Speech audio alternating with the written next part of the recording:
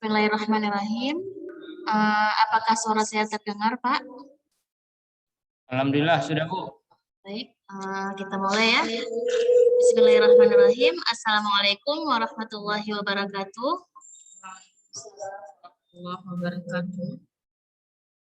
Yang terhormat Bapak Andri Putra Kesmawan MIP.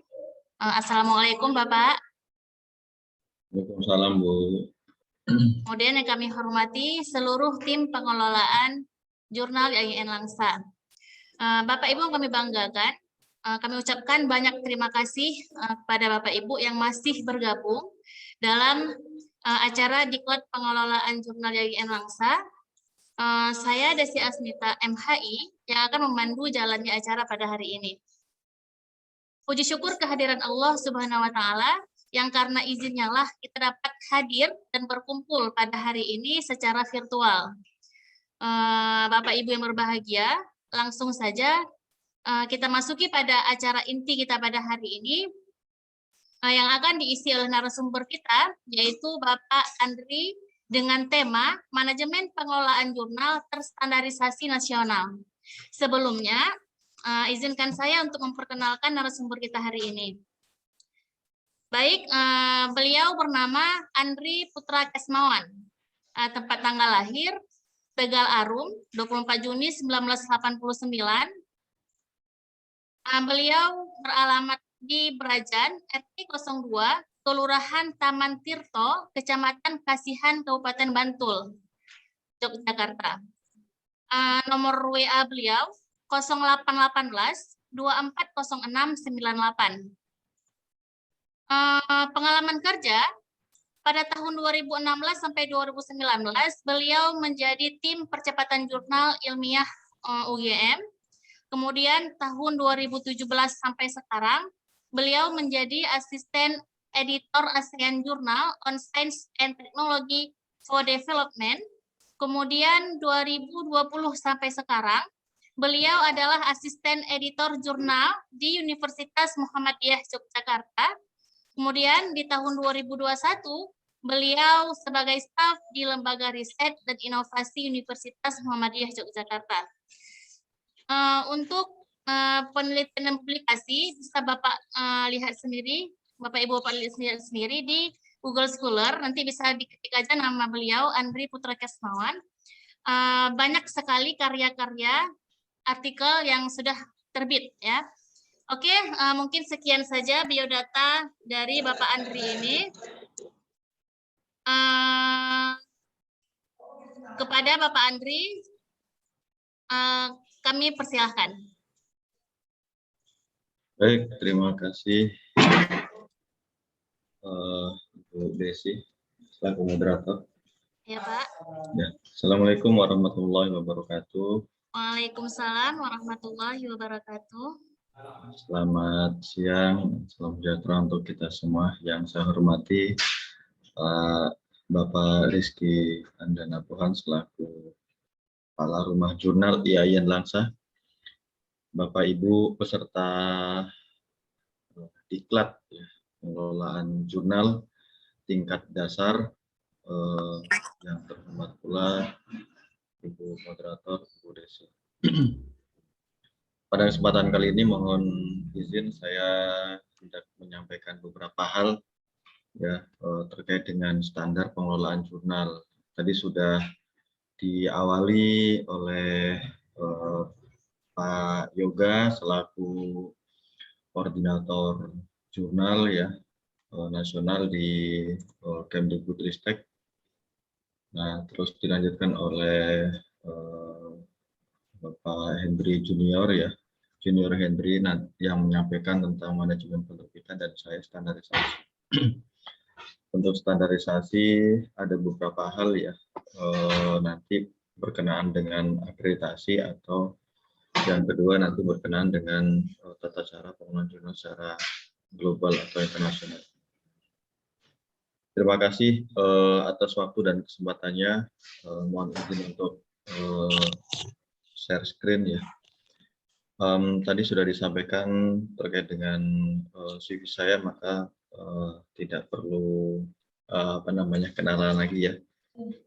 Saya kira ini apa namanya waktu yang sangat tepat ya bagi Bapak Ibu untuk segera menyiapkan diri untuk agar jurnalnya bisa sesuai dengan standar. Beberapa waktu yang lalu saya menyampaikan hal serupa juga di Universitas Terbuka di Tangerang. Memang beberapa jurnal sudah terakreditasi, tapi pengelolanya lupa atau pengelolanya mungkin terlalu banyak pekerjaan sehingga apa namanya ada beberapa hal yang terlupakan. Gitu. Sudah terakreditasi tapi tidak dirawat. Sudah masuk ke Sinta tapi data di Sinta tidak update. Nah ini berlaku pula apa namanya terhadap jurnal-jurnal yang ada di IAIN Langsa. Ya. Jadi beberapa jurnal memang sudah terakreditasi, tapi statusnya tidak diketahui atau unknown. Nah ini saya kira nanti sama-sama kita praktek ya, apa namanya langsung praktek ya Bapak Ibu yang pengelola jurnalnya ada di sini untuk langsung menghubungi pihak-pihak tertentu. Kalau persoalan data disita ya Bapak Ibu silahkan nanti menghubungi bisa melalui Pak Rizky ya, menghubungi Pak Yoga. Data-data jurnal ini tidak update di Sinta.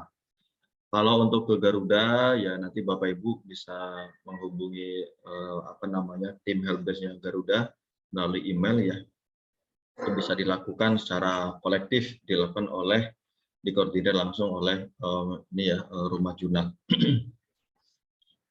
Kalau saya lihat jurnal di IAIN Langsa ini ada 14 jurnal ya yang terakreditasi ya, 1 Sinta 3, selebihnya Sinta 4 dan Sinta 5. Sementara yang Sinta 6 tidak ada. Dan ini saya kira capaian yang luar biasa ya, apa namanya dari 31 jurnal 50% atau ya 80% ya 50% sudah terakreditasi. Jadi ada sekitar separuhnya lagi yang jurnal-jurnal baru, ada jurnal yang tidak terawat ya. Nah ini saya kira bisa dioptimalkan di kemudian hari. Bapak Ibu yang saya hormati di sini yang tidak terakreditasi ada 17 ya. Yang peringkat 4 itu ada 9 ya, peringkat 5 itu ada 4. Mungkin di antara jurnal-jurnal yang terakreditasi ini sedang melakukan reakreditasi ya. Tadi sempat saya dengar juga ada pengelola jurnal yang menunggu-nunggu kapan nih diumumkan gitu seperti itu. Ternyata jawaban dari Pak Yoga sama seperti ketemu dengan saya sebulan yang lalu di Jogja. Apa namanya memang asesor yang menilai jurnal kita itu memiliki kesibukan yang luar biasa sehingga belum semuanya selesai dinilai seperti itu. Nah, saya kira ke depan bisa melakukan hal ini ya. Jadi ini yang kami lakukan di tim percepatan reputasi jurnal di UGM. Jadi pertama adalah mapping jurnal ya. Mapping jurnal itu memetakan potensi dan kelemahan jurnal. Jurnal-jurnal yang sudah terakreditasi dikumpulkan agar bisa naik peringkat akreditasi. Jurnal-jurnal yang belum DOAJ dikumpulkan agar bisa masuk ke DOAJ. Bila perlu, apa namanya tim ini itu mendaftarkan jurnal tersebut ke akreditasi, mendaftarkan jurnalnya ke DOAJ seperti itu. Jadi bagi Bapak Ibu editor chief atau managingnya cukup mengelola atau cukup memikirkan bagaimana substansi naskah artikel yang masuk ke jurnal kita. Sementara untuk hal yang teknis itu bisa dihandle, kalau di sini itu bisa dilakukan oleh IAIN Langsa, rumah jurnalnya. Nah, tapi saya tidak tahu apakah rumah jurnal ini memiliki kewenangan sampai sejauh itu. Kalau tidak, ya berarti hanya sebatas nama, mengkoordinir, tapi kewenangannya tidak penuh sampai ke sana. Nah, untuk yang indeksasi internasional, saya kira ini catatan dari saya ya. Jadi jurnal Bapak Ibu yang saat ini sudah terakreditasi atau bahkan yang mau akreditasi itu bisa melakukan hal ini ya. Jadi indeksasi-indeksasi yang saya anggap ini indeksasi internasional ya. Itu dan ini masuk ke dalam apa namanya poin penilaian akreditasi ya. DOAJ itu masuk indeksasi internasional. Kalau tidak terindeks di DOAJ ya Copernicus. Jurnal-jurnal yang terindeks di Copernicus itu juga masuk dalam radar PAK. Jadi di PAK kan kelihatan tuh ada di pedoman yang terbaru bahwa jurnal yang terindeks di indeksasi internasional Copernicus berbahasa PBB ya, terus editor dan reviewernya itu ada dari internasional, maka bisa dapat poin maksimal 20 seperti itu. Nah, berikutnya dimension. Kenapa dimension? Ya, sekarang itu sudah tidak lagi ke Google Scholar ya. Jadi Bapak Ibu saya kira sudah sangat paham ya, apa namanya, apalagi yang saat ini sedang maju akreditasi. Nah, itu datanya perlu bisa dilihat di dimension ya. Terus yang berikutnya adalah root ya, atau kalau sudah apa namanya, kalau sudah punya ISSN elektronik, saya kira data jurnal Bapak Ibu sudah masuk root ya. Jadi Bapak Ibu silahkan cek di portal.issn.org, masukkan ISSN jurnalnya.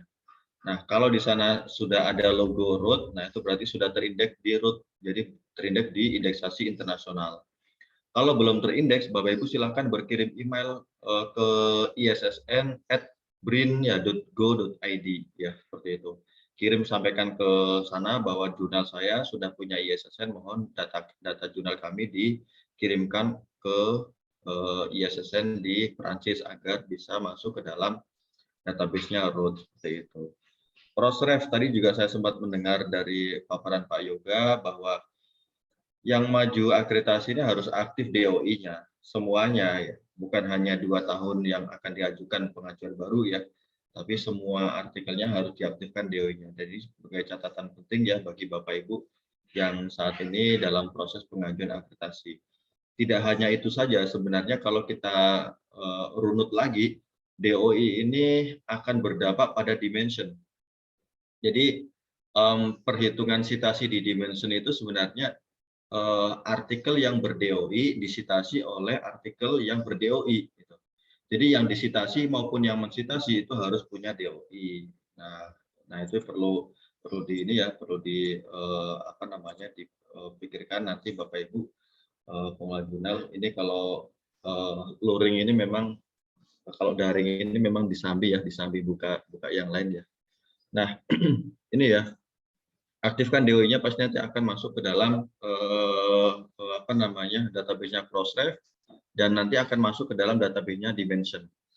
Dimension ini ngambil data dari Crossref itu 2-4 kali ya dalam 1 tahun. Nah, jadi kita tidak tahu kapan ambilnya. Nah, jadi saya pernah berkirim email ke Dimension bertanya bagaimana data jurnal kami kok tidak masuk ke dalam Dimension. Nah, dia menjawab bahwa kami mengambil data dari database-nya Crossref dan itu kami ambil 1 tahun 2-4 kali ambil ya, tarik datanya seperti itu. Nah, ini beberapa hal ya, terutama bagi 14 jurnal yang saat ini sedang terakreditasi ya, jadi ada kabar tidak enak ya. Jadi ada jurnal di Yayan Langsa itu yang namanya tidak sesuai dengan ISSN, itu yang sudah masuk ke Sinta, terus artikelnya juga tidak update. Gitu. Nah sehingga misalnya saya kirim artikel ke jurnal ini ya, apa namanya, jurnal matematika ya. Nah tapi di data di Sinta jurnal matematika itu apa namanya, unknown ya, misal seperti itu, sehingga saya tidak bisa mengklaim artikel saya terbit di jurnal terakreditasi. Ketika mengajukan PAK itu dianggap artikel saya itu tidak terbit di jurnal yang terakreditasi, sehingga itu merugikan saya selaku penulis. Nah, maka Bapak Ibu selaku pengelola jurnal itu setiap kali selesai menerbitkan isu ya, itu ada beberapa hal yang perlu dilakukan. Yang pertama adalah pastikan data di Garuda itu update ya. Nah, jadi setelah publish hari ini, tunggu 1 minggu kemudian data jurnal kita di Garuda itu update atau tidak. Nah, kalau tidak update maka Bapak Ibu kirim email ke Garuda, yang pertama. Terus yang kedua, pastikan data di profil Google Scholar itu harus update juga. Nah, jadi setelah publish, ya sekarang publish artikelnya di website, di OJS-nya sudah, terus tunggu nih selama 2 minggu sampai 4 minggu ya. Nah, kalau artikelnya itu tidak muncul di list add artikel di profil Google Scholar, maka Bapak Ibu perlu mengupdate ya, memasukkan artikel-artikel itu secara manual. Nah, tapi batasannya sampai maksimal 44 minggu ya, 4 minggu setelah publish. Gitu. Kalau tidak ada baru di-input manual. Kalau sudah ada maka tinggal dicentang-centang masukkan ke dalam profil seperti itu. Nah, yang ketiga pastikan DOI ya. Setelah publish langsung aktivasi DOI gitu. Karena kita tidak tahu artikel ini itu kapan akan ditarik ke profil di jurnal kita di Dimension. Jadi saya kira beberapa hal ini ya ini sangat urgent sekali ya. Jadi dari beberapa waktu yang lalu saya coba cek jurnal-jurnal di Yayan Langsa, memang semuanya ini dapat nih gitu. Jadi ada nama jurnal yang tidak sesuai dengan nama di ISSN, ada yang data artikelnya tidak update, jurnalnya terakreditasi tapi historinya sampai 2021. Ini kan terlampaui jauh sekali ya, dan ini nanti saya tunjukkan satu-satu. Terus ada yang ini catatan saja nomor 4 dan nomor 5 ini setiap kali publish ya.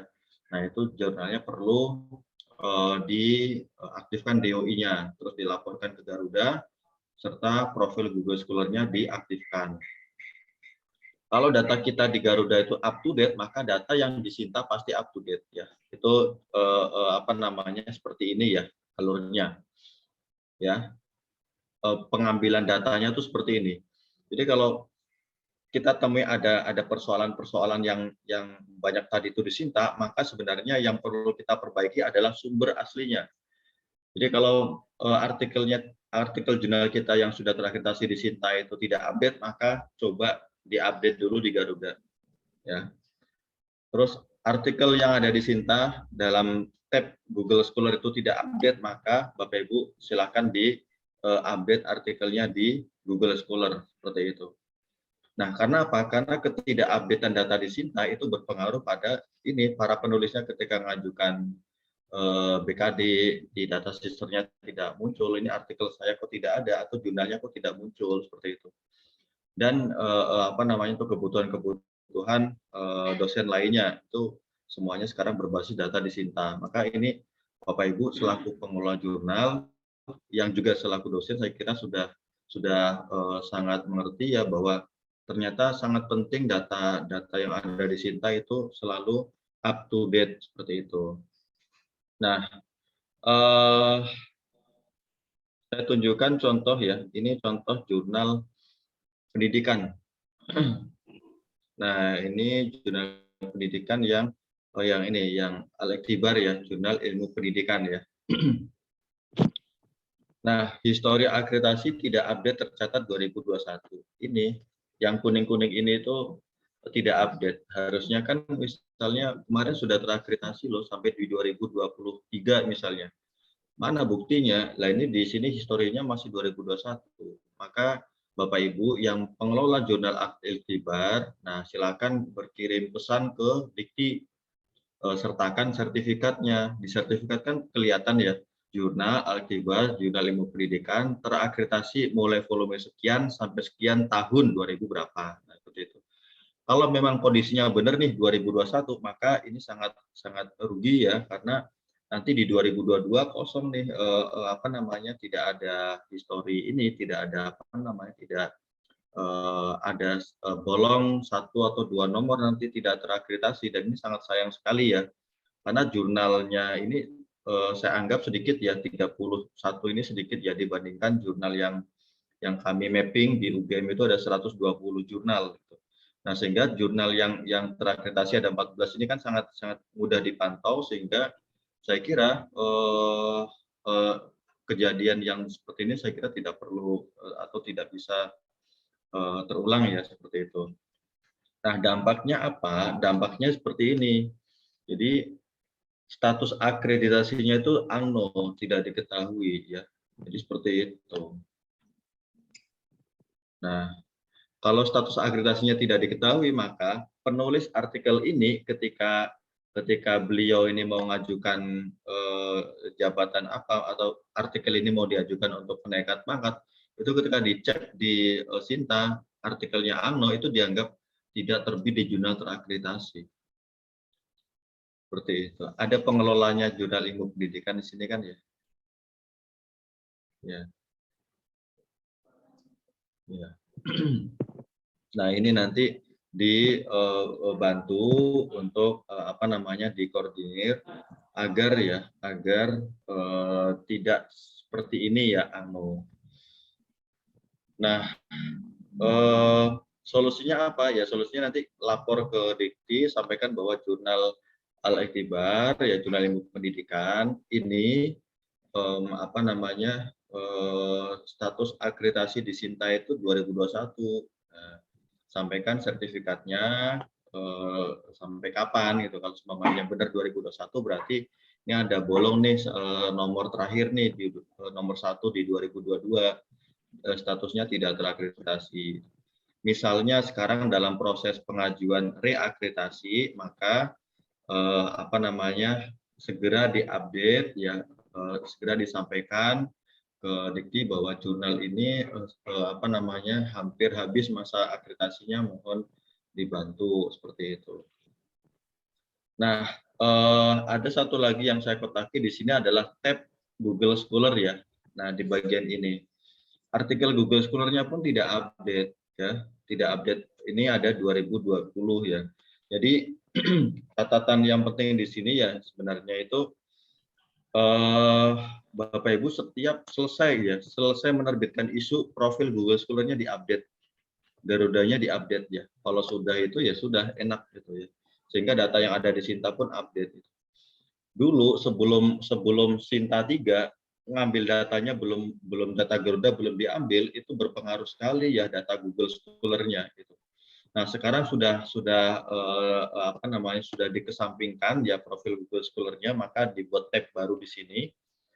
Nah, sehingga data utama yang tampil di Sinta itu diambil dari Garuda. Maka Bapak Ibu, artikel yang apa namanya artikel yang sudah terbit di jurnal kita di OJS itu kan harusnya dia langsung otomatis masuk ke Garuda. Ditunggu 1 minggu. Kalau belum masuk, silahkan nanti dikirim email ke Garuda. Jurnal lainnya tidak update, ini banyak banget ya. Jadi ini sengaja saya kasih linknya. Ini saya kira nanti Bapak Ibu bisa cek sendiri-sendiri ya. Apa namanya di sini ada banyak banget jurnal-jurnal yang Google Scholar-nya tidak update. Ini histori artikelnya juga tidak update. Sayang ya, sudah terakreditasi tapi apa namanya histori akreditasinya tidak diperbarui ya. Apalagi ini ada yang Google Scholar-nya sampai 2018 tidak diperbarui di profilnya seperti itu. Kalau misalnya profil Google Scholar emailnya itu hilang ya, maka silakan dibuat baru saja ya tanpa menunggu alamat email yang lama seperti itu. Kalau misalnya apa namanya ada perubahan link Google Scholar ya di jurnal kita, maka Bapak Ibu perlu mengirimkan data itu ke Dikti agar profil Google Scholar yang ada di sini ya, yang ada di sini nanti bisa diganti linknya. Jadi mereka menarik datanya dari Google Scholar tidak apa namanya tidak terhenti sampai ke link yang lama seperti itu. Nah, ini catatan berikutnya. Setiap jurnal boleh menggunakan profil Google Scholar untuk update data artikel di Sinta dengan catatan ya ini ya. Profil Google Scholar jurnal yang diverifikasi harus dihapus ya. Nama afiliasi dan nama alamat emailnya, alamat email apa namanya afiliasi. Jadi ada 2. Jadi profil Google Scholar yang ada di sini ya, ini mana? Jadi seperti biasa ya, profil Google Scholar. Nah di nama bawah nama jurnal ada afiliasi, bawahnya lagi ada alamat email verifikasi, itu dihapus. Nah, kenapa? Karena ini berdampak pada webometrik. Ini yang kami lakukan sehingga di tahun 2020 atau 2021 itu tim percepatan reputasi jurnal UGM itu berkirim surat ke seluruh pengelola jurnal yang ada di UGM ya untuk apa? Untuk yang pertama adalah menghapus itu, atau yang kedua pilihan yang kedua adalah melakukan privat ya terhadap profil Google Scholar. Nah, opsi yang kedua ini tidak dilakukan karena apa? Karena data jurnal kita ya, data artikel kita yang di Google Scholar itu diambil datanya ke Sinta. Kalau di privat, maka datanya tidak bisa ditarik ke Sinta. Sehingga opsi yang pertama dipilih. Apa opsi pertama? Email yang ada di profil Google Scholar dihapus, afiliasinya dihapus sehingga tidak terdata sebagai masuk dalam profil perguruan tinggi. Nah, ini ternyata memang berdampak sekali ya. Beberapa waktu yang lalu gara-gara ini peringkat webometriknya itu dicoret ya. Karena apa? Karena ini ada profil departemen, profil jurnal, profil fakultas itu ada di Google Scholar. Nah, itu yang menyebabkan peringkat webometriknya dicoret atau gugur ya. Nah, penjelasan terkait dengan itu nanti bisa di link ini ya, nanti silakan. Nah, dari yang itu semua ya, kalau data jurnalnya di Garuda tidak update selama 1 minggu setelah publish, maka silakan kirim email ke sini. Gitu.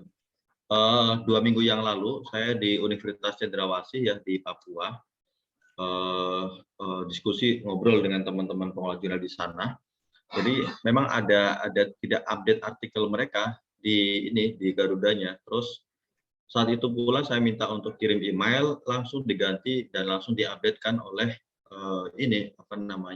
helpdesk-nya Garuda seperti itu. Jadi saya kira respon Garuda sekarang sudah sangat baik ya, sudah sangat cepat. Tinggal Bapak Ibu memanfaatkan itu untuk melakukan updating data. Jadi silahkan nanti cek sendiri-sendiri datanya jurnal kita masing-masing di Garuda sudah update atau belum. Gitu. Nah, terus yang kedua terkait dengan Google Scholar seperti biasa. Jadi kita perlu menambahkan artikel-artikel yang baru-baru terbit ya di profil Google Scholar-nya jurnal seperti itu. Nah, biasanya kalau saya ya, jadi menambahkan artikel-artikel yang baru terbit, misalnya sebulan yang lalu, saya tambahkan tanda petik di depannya, nama jurnalnya, tanda petik di sini, sehingga semua terfokus pada artikel yang terbit pada jurnal itu. Nah, kalau Bapak Ibu tidak pakai tanda petik, itu kelamaan nanti ke tab-tab berikutnya itu lama sekali. Nah, seperti itu. Yang saya lakukan selama ini. Jurnal, ada 26 jurnal yang sudah masuk Garuda ya. Saya coba cek di sini sudah benar. Cuman yang jadi persoalan kenapa ada 4 jurnal yang tidak daftar gitu. Nah, jadi nanti mungkin bisa minta tolong Pak Rizky untuk menyemangati para pengelola jurnalnya agar bisa daftar ke Garuda. Sekarang daftar itu langsung di ini cepet ya. Ini yang saya coba lakukan ya. Bentar, share screen-nya coba advance. Oke. Ya. Saya coba cek ya, ini memang ada beberapa jurnal yang belum masuk ke Garuda. Kenapa nggak masuk ya? Kalau jurnal yang paling terakhir ini kan jurnal baru ya, dan itu belum ada terbitan. Tapi ternyata ada jurnal-jurnal yang terbit terakhir atau di OJS-nya itu masih di 2018, 1 dan 2, nomor 1, nomor 2. Nah ini gimana? Apakah ini baru di-upload yang terbitan yang lama, terbitan yang baru belum, ataukah memang kalau istilah saya itu mati suri atau seperti apa? Nah itu silakan segera daftar. Karena apa? Karena untuk maju akreditasi kan Garuda ini sebagai pintu ini ya, pintu masuknya itu. Jadi kalau kita lihat di sini ya Garuda ini pintu masuknya. Kalau jurnalnya sudah masuk ke dalam Garuda, maka dia sudah ada tiket untuk bisa maju akreditasi gitu. Ya. Tadi di mana? Ini. Jadi kalau belum di Garuda maka agak sulit nanti ya, karena jurnal-jurnal yang akan maju akreditasi itu semuanya diambil dari Garuda gitu.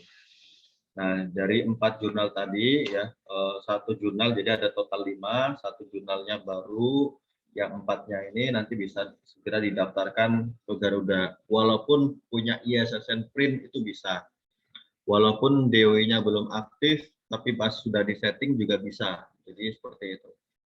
Nah, silakan nanti di ini ya, apa namanya, bisa ditindaklanjuti untuk daftar ke Garuda ya.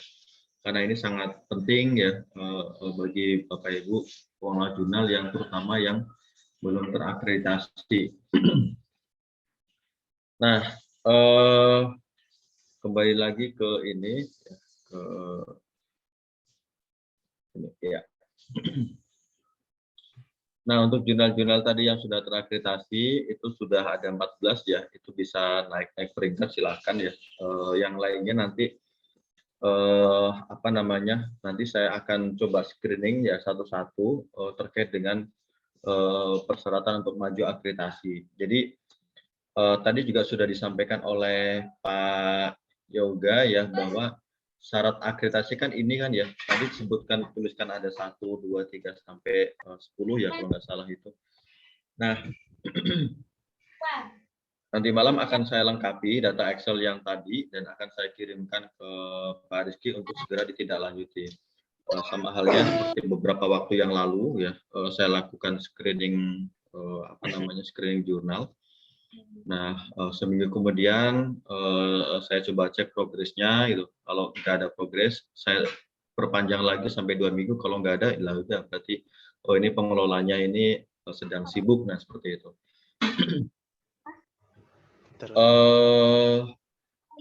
Untuk syarat akreditasi saya kira semuanya sudah ini ya, sudah apa namanya sudah hafal lah semuanya. Cuman yang saya garis bawahi adalah di nomor 3 ya, di nomor 3 nanti dengan di nomor 4 ya sebentar.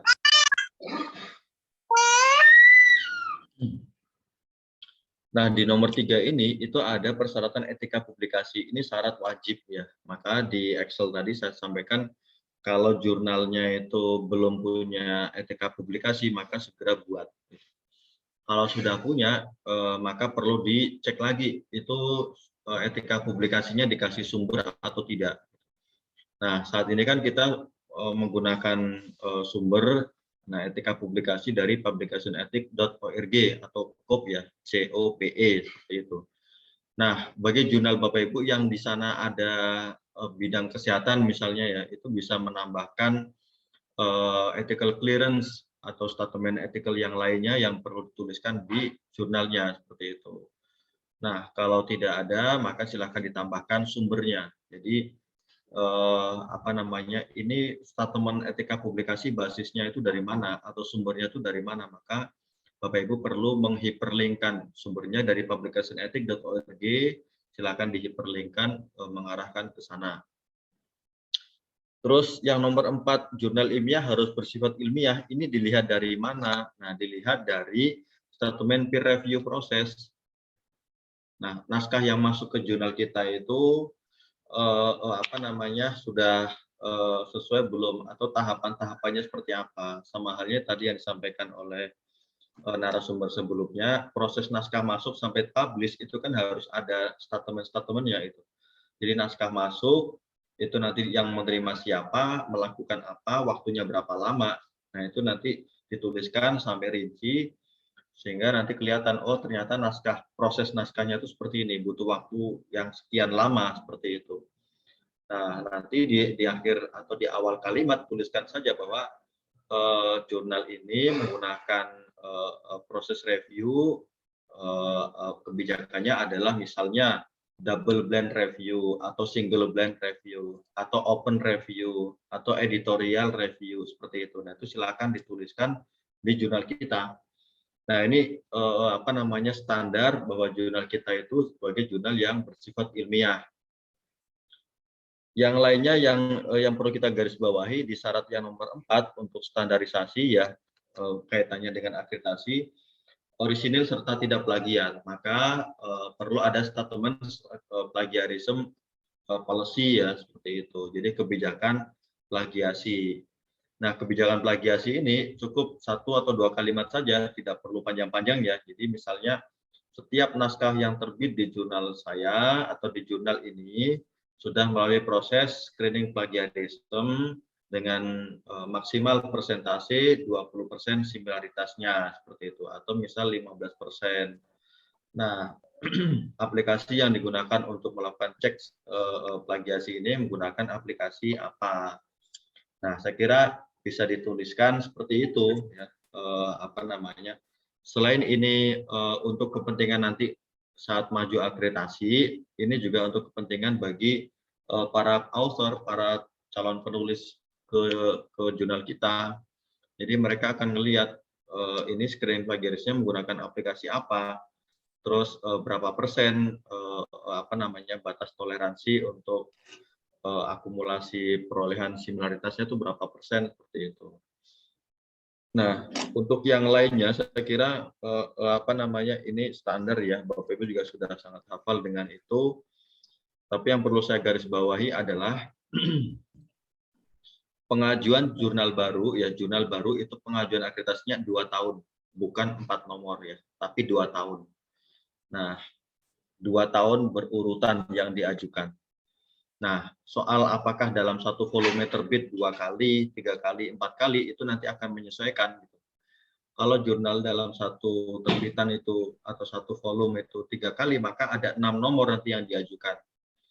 Nah, terus misalnya jurnal ini dalam satu volume terbitnya 4 nomor ya, 4 kali terbit, maka ketika yang diajukan 2 tahun, maka ada 8 nomor yang diajukan seperti itu. Jadi basisnya atau dasarnya adalah 2 tahun. Ini untuk pengajuan jurnal baru ya. Jadi tadi ada 17 jurnal, satunya belum ada isinya ya. 17 jurnal ini saya kira nanti kalau maju akreditasi seperti itu ya. Apa namanya? Perlu perlu ada informasi terkait dengan itu. Nah, jangan sampai nanti gara-gara jurnalnya ini yang diajukan isunya tidak sesuai maka ditolak ya. Ini bisa juga seperti itu. Nah, ini sering terjadi ya di tes evaluasi itu sering gagal seperti itu gara-gara pemahamannya adalah ini yang diajukan hanya 2 nomor, sementara yang diajukan untuk pengajuan baru itu 2 tahun seperti itu. Ini standar ya, standar yang saya kira ini bisa diterapkan. Satu, peer review proses, yang kedua plagiarism policy ya. Nah, terus yang ketiga tadi etika publikasi ya. Etika publikasi harus ada sumber dari KOP atau dari yang lainnya. Nah, terus peer review itu step by step naskah masuk hingga publish atau naskah masuk sampai ditolak itu statementnya seperti apa. Yang ketiga apa namanya screening plagiarism. Nah, screening plagiarism itu ada statementnya. Nah, itu 3 hal itu. Untuk yang akreditasi saya tidak terlalu bahas ini ya, terlalu detail karena tadi sudah dijelaskan satu-satu ya. Yang ini juga saya tidak jelaskan sudah.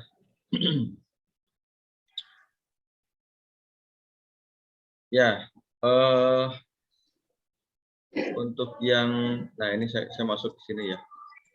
Nanti akan ada kaitannya dengan standarisasi terhadap policy-policy yang ada di jurnal kita dan kaitan-kaitannya. Saya mulai dari atas ya. Kalau yang lama ini perbedaannya. Kalau yang lama dan yang signifikan ya. Yang lainnya sebenarnya penting tapi tidak signifikan ya. Kalau yang lama jurnal perguruan tinggi kerjasama dengan asosiasi poinnya tinggi ya. Kalau yang baru asosiasi punya jurnal kerjasama dengan perguruan tinggi maka itu poinnya maksimal. Yang lama reviewer itu dapat poin 5 kualifikasi internasional. Sama-sama kualifikasi internasional ditambah 4 negara. Ini yang reviewer, poinnya 6. Nah, yang ini dan ini sama ya, reviewer dan editor boleh-boleh saja nanti kita segera mencari reviewer dari luar negeri. Misalnya Sinta jurnal sekarang ini ada yang jurnal Sinta 3 ya. Saya coba cek jurnal Sinta 3 itu jurnal apa.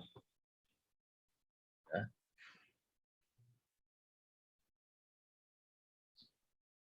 Nah, jurnal Sinta 3 ini misalnya mau naik ke ini ya, jurnal Aktivian.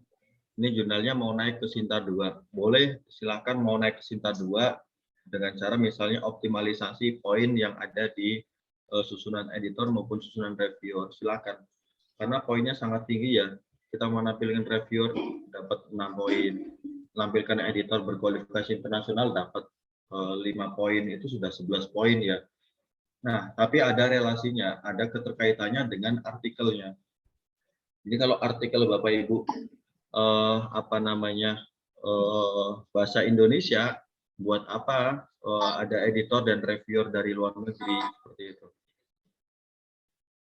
Nah, kalau kita menampilkan editor dan reviewer dari luar negeri yang basis apa namanya pengetahuan mereka adalah bahasanya bahasa PBB, full text-nya mau nggak mau harus berbahasa PBB gitu, sehingga ada keterkaitannya.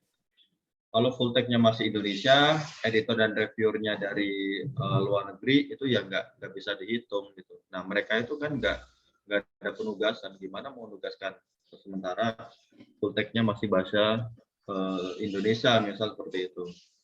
Maka silakan Bapak Ibu ketika hendak maju untuk naik reakreditasi dari poin 3, 4 ini mau ke poin Sinta 2 atau bahkan nanti ke Sinta 1 itu apa namanya saya kira Bapak Ibu bisa melakukan satu terbitan 2 bahasa, misalnya 5 artikel bahasa Indonesia, 5 artikelnya lagi bahasa Inggris seperti itu. Nanti yang bahasa Inggris ini ditugaskan kepada editor dan reviewer dari global atau dari luar negeri seperti itu. Saya kira hal seperti ini perlu ada apa namanya ada strategi khusus ya untuk Bapak Ibu lakukan gitu. Kalau yang penting terbit terus hanya seperti itu, saya kira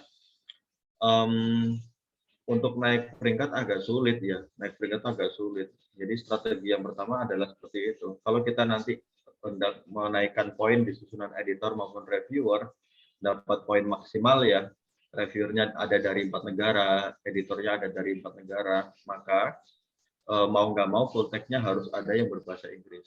Gitu. Nah, silakan dimulai dari volume berapa dan dituliskan di dalam jurnal history. Sampaikan bahwa mulai volume sekian sampai sekian kita sudah menggunakan bilingual ya, 2 bahasa.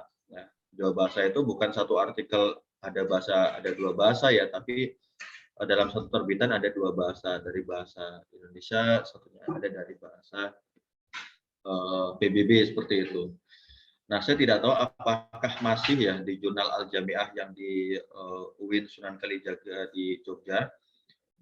Informasinya memang satu terbitan ya, satu artikel itu ada 3 bahasa, bahasa Indonesia, bahasa Inggris, dan bahasa Arab. Nah, saya tidak tahu apakah sekarang masih atau tidak.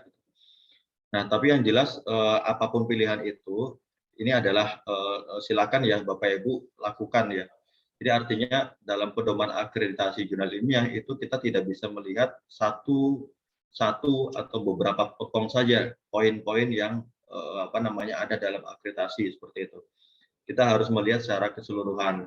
Sehingga di sini yang saya sampaikan hanya perubahan-perubahan yang sangat signifikan atau poin-poin yang sangat signifikan ya untuk menambah poin dalam mengajukan akreditasi. Terus best practice-nya untuk yang berikutnya aspirasi wawasan.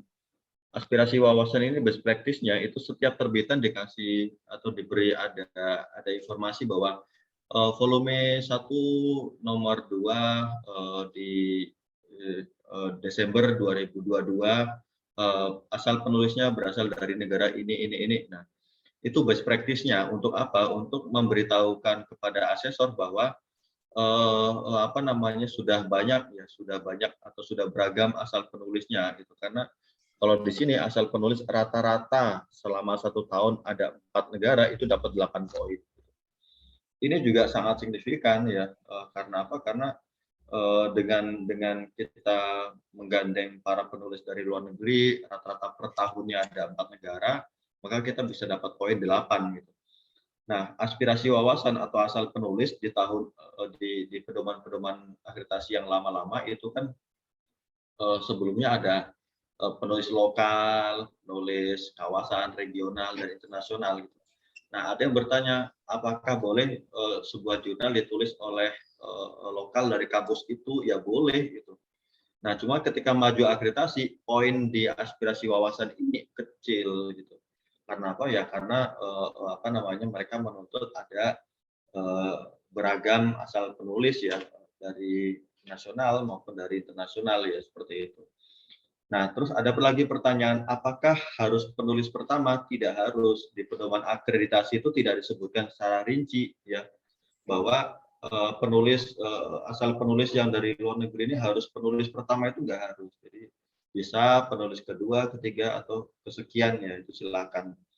Nah, maka di aspirasi wawasan ini, asal penulis ini sekarang sudah mulai ya, sudah gencar para pengelola jurnal di Indonesia itu sudah melakukan call for kolaborasi. Nah, bukan call for paper, tapi call for kolaborasi. Artinya artikel-artikel yang sudah ready ya, sudah Bapak Ibu siapkan untuk terbitan yang akan datang misalnya, itu ditawarkan ke para scholar, ke para calon-calon penulis yang ada di luar negeri gitu. Silakan ditambahkan apa namanya, mau nggak kolaborasi dengan saya, ini judul artikelnya, ini abstraknya, silakan dibaca. Kalau tertarik, bidang ilmunya sama, expertise-nya sama, ya maka bisa menjadi penulis terus sekian gitu. Tapi minta tolong di bagian ini silakan ditambahkan sesuai dengan studi kasus yang berlaku di sana, misalnya seperti itu. Nah, itu sudah mulai banyak dilakukan oleh para pengelola jurnal di Indonesia gitu, dengan cara call for kolaborasi gitu. Saya dapat insight ya dari teman-teman pengelola jurnal di Undiksa di Bali. Itu mereka call for kolaborasi itu dari 15.000 email, itu ada 25 email yang dibalas ya, 25 orang yang mau menjadi penulis di artikel itu. Nah, artinya kan ini luar biasa ya. Jadi dengan effort mereka yang sampai berkirim email puluhan ribu, dan ada mereka-mereka yang mau tertarik untuk menjadi apa namanya, kolaborasi terhadap artikel itu. Nah, jadi persoalan yang sekarang terjadi adalah Bapak Ibu selaku editor ketika ada naskah masuk ya membiarkan saja, artinya membiarkan ini seperti ini. Jadi artikel yang masuk seperti itu ya seperti itu adanya, tanpa ada campur tangan Bapak Ibu sekalian seperti itu. Maka ini saya anggap apa namanya, perlu ada upaya ya dari Bapak Ibu selaku editor jurnal, baik manajer atau editor in chief, untuk sama-sama melakukan koreksi atau sama-sama melihat atau bahkan menambahkan atau mengurangi ya artikel yang masuk ke jurnal kita. Nah, bahkan ketika misalnya kita menuntut artikel kita ini apa namanya, yang terbit di jurnal kita yang sangat bagus kualitasnya, maka Bapak Ibu silakan berdiskusi dengan tim editornya, menambahkan di bagian mana silakan ditambahkan gitu. Nah, kenapa ya? Karena ketika jurnal itu publish, ada artikel yang terlihat baik atau ada artikel yang apa namanya, belum baik, itu yang dilihat adalah editornya, bukan siapa reviewernya, tapi siapa editornya. Nah, maka sekali lagi tugas editor ini memang sangat berat ya. Selain apa namanya, melakukan hal tersebut, juga punya tanggung jawab moral ya, bahwa artikel-artikel yang terbit di jurnal saya ini artikel-artikel yang merupakan hasil penelitian yang terbaik dari Bapak Ibu para penulis gitu, sehingga tanggung jawab kita adalah untuk mendiseminasikan atau menyebarluaskan apa namanya, hasil penelitian itu di jurnal kita. Nah, berikutnya masuk ke dampak ilmiah. Ini policy yang saya kira nanti perlu dituliskan juga di jurnal kita.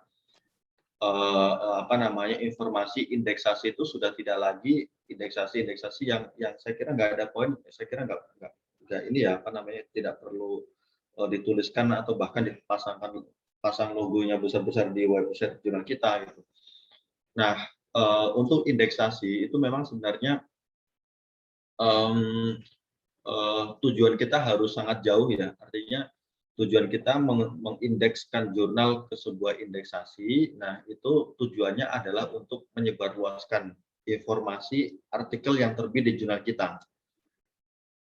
Mau mendaftarkan indeksasi atau mau mengaktifkan DOI itu sebenarnya seperti itu. Ketika data artikel yang terbit di jurnal kita itu sudah ber-DOI, artinya sudah masuk ke database-nya Crossref, bersama dengan 1 juta lebih ya data yang ada di Crossref, maka itu bisa disebarluaskan dan orang akan mudah mencarinya seperti itu. Nah, maka sebenarnya poin-poin yang seperti ini itu adalah poin-poin yang bonus ya, bonus saja bagi jurnal yang misalnya sudah punya profil di Dimension dan dapat poin sekian, itu hanya bonus saja. Bonus ketika mau daftar akreditasi ya.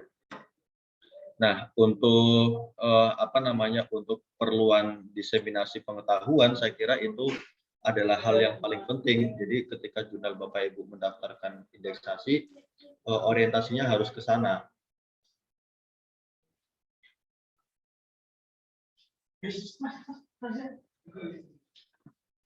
Jadi tidak hanya saya mau daftar akreditasi karena saya mau daftar indeksasi karena untuk kepentingan akreditasi itu saya kira itu pragmatisnya, tapi kepentingan yang lebih jauh ke sana. Nah, karena di Indonesia itu dampak ilmiah atau sitasi jurnal itu dilihat dari Dimension, maka Bapak Ibu saya kira perlu ada standarisasi semua jurnal di kampus ini itu perlu menampilkan informasi Dimension. Nah, gimana caranya? Ya nanti sama-sama kita cek. Nah, tampilannya seperti ini di Dimension. Nah, nanti klik overview, indikatornya cari sitasi, terus nanti selama 3 tahun dicek. Kalau lebih dari 30 maka dapat poin 8. Nah, ini kan bisa dihitung ya, sehingga Bapak Ibu yang saat ini reakreditasi segera tuh yang publish itu bisa di aktifkan DOI-nya, dan konten-konten atau artikel-artikel yang mensitasi juga harus dipastikan aktif DOI-nya seperti itu. Nah, policy berikutnya terkait dengan penyebarluasan ini juga perlu dituliskan di jurnal kita ya. Nah, saya belum cek satu-satu, nanti malam saya coba cek satu-satu. Nah, jurnal di kampus ini itu seperti apa? Jadi ini yang saya kira perlu diseragamkan. Dimension semuanya harus ada, terus kunjungan unik semuanya harus ada. Itu. Kalau nggak bisa, udah dibuatin satu orang buatin untuk 31 proyek. Nah, itu kan start kontrak kan bisa seperti itu. Nanti skripnya tinggal dipasang di OJS masing-masing, itu bisa, sehingga terkoordinir gitu. Sama ini untuk pengajuan akreditasi di kampus Muhammadiyah Jogja itu semuanya satu akun. Jadi di Universitas Muhammadiyah Yogyakarta itu satu akun membawahi ada 45 jurnal. Jadi ketika mau maju akreditasi semua bareng-bareng diskusi dengan tim di perguruan tinggi itu untuk maju akreditasi sehingga bisa terkoordinir dengan baik ya. Tidak satu-satu, dan sertifikatnya pun terkumpul dalam satu akun itu. Sehingga tidak ada lagi akunnya ini hilang atau kemarin yang buat akun Arjuna Jurnal ini itu sudah resign sehingga nggak bisa terdeteksi seperti itu. Maka berdasarkan pengalaman yang seperti itu di Universitas Muhammadiyah Yogyakarta kemarin dibuatkan satu akun untuk semua jurnal, dan itu bisa dilakukan sehingga dikoordinir oleh divisi publikasi dan ilmiah di di kampus itu. Saya kira itu ya beberapa hal terkait dengan policy. Maka terakhir saya rangkum di sini ya. Tadi sudah dijelaskan oleh Pak Yoga, maka saya rangkum di sini. Kalau ini hanya strategi saja ya silakan, kalau ada rewardnya silakan, kalau tidak ada ya berarti jalan sendiri-sendiri ya. Jadi dapat cinta ya seperti itu, tidak dapat ya seperti itu, artinya jalan sendiri-sendiri itu. Nah, ini juga tadi saya lihat di slide-nya Pak Yoga sudah ada. Ini memang jadi basis kita. Jadi dasar kita dalam mengelola jurnal. Namanya best practice scholarly publishing ya. Nah, seperti itu. Jadi best practice pengelolaan jurnal itu seperti itu. Clear websitenya bersih ya, artinya apa namanya? Paduan warna, terus ada ciri khasnya, itu kan juga masuk dalam akreditasi. Tidak logo-logonya tidak besar-besar ya. Kalau saya lebih apa namanya? lebih familiar dengan ini langsung saja. Misalnya jurnal saya terindeks di mana 1, 2, 3, 4, 5 tanpa pasang logo gitu. Nah, itu saya kira lebih clear ya dibandingkan pasang logo, logonya ada yang besar, ada yang kecil. Nama jurnalnya title unique title ya tadi juga sudah disampaikan oleh Pak Yoga bahwa nama jurnal kita itu tidak boleh mirip-mirip dengan nama jurnal orang lain. Nah, makanya di perguruan tinggi apa namanya PTKIN atau PTKI itu rata-rata ya nama jurnalnya pakai Arab dulu ;2 jurnal pendidikan matematika atau Arab dulu jurnal apa namanya hukum seperti itu sehingga tidak sama dengan orang lain seperti itu. Di akreditasi tadi kita butuh peer review proses, maka praktek di sini ya, praktek di scholarly publishing ini juga di GOP itu juga butuh ini peer review proses atau policy terkait dengan review prosesnya seperti apa. Satu naskah ketika masuk ke media reviewer, berapa orang nih reviewer yang pegang seperti itu. Nah, ini perlu ada apa namanya semacam statement yang menjelaskan. Jadi naskah ditolak itu juga kenapa. Terus yang berikutnya adalah ownership and management ya. Ownership dan manajemen ini jurnal kita itu diterbitkan dan dikelola oleh siapa, itu juga harus jelas informasinya. Makanya dipertegas di nomor 5 ya. Nah, ini yang kita kemarin sampaikan karena data-data jurnal kita ini perlu dirapikan ya, perlu dirapikan. Tim percepatan reputasi jurnal itu kemarin merapikan penerbit ya. Jadi semua jurnal di UGM itu penerbitnya harus UGM ya. Apa namanya dan harus di websitenya UGM. Kalau website sendiri itu apa namanya bukan tanggung jawabnya UGM seperti itu. Nah, yang mengelola siapa? Yang mengelola bisa. Jadi jurnal diterbitkan oleh IAIN Langsa, dikelola oleh fakultas, dikelola oleh prodi, dikelola oleh pusat studi. Nah, itu silakan. Tapi publishernya harus universitas. Nah, seperti itu. Terus yang nomor 6. Nah, kenapa harus universitas? Ya karena ini apa namanya? Scopus atau indeksasi-indeksasi yang lainnya itu mengenalnya perguruan tinggi ya. Bukan mengenal departemennya, tapi mengenalnya perguruan tinggi. Jadi memudahkan mereka juga sebenarnya. Nah, yang nomor 6 ini juga ada peristiwa yang agak ini ya dulu ketika ada jurnal internasional tidak bisa di-search di Google Maps sehingga dianggap sebagai jurnal yang abal-abal ya seperti itu.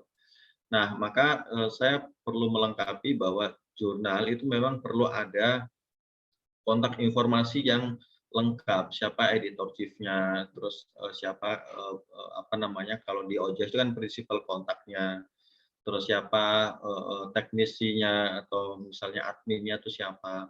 Tuliskan alamat email jurnal, kalau yang teknisi tuliskan alamat email pribadi beliau yang untuk pekerjaan jurnal ya seperti itu. Nah, yang berikutnya adalah saya kira tidak perlu menuliskan nomor WA. Nanti Bapak Ibu diganggu nih malam-malam oleh author di WA-in ya, baru submit kemarin, sekarang sudah tanya kapan terbitnya seperti itu. Nah, maka tidak perlu menampilkan informasi nomor WA, nomor HP di OJS ya atau di website jurnal kita.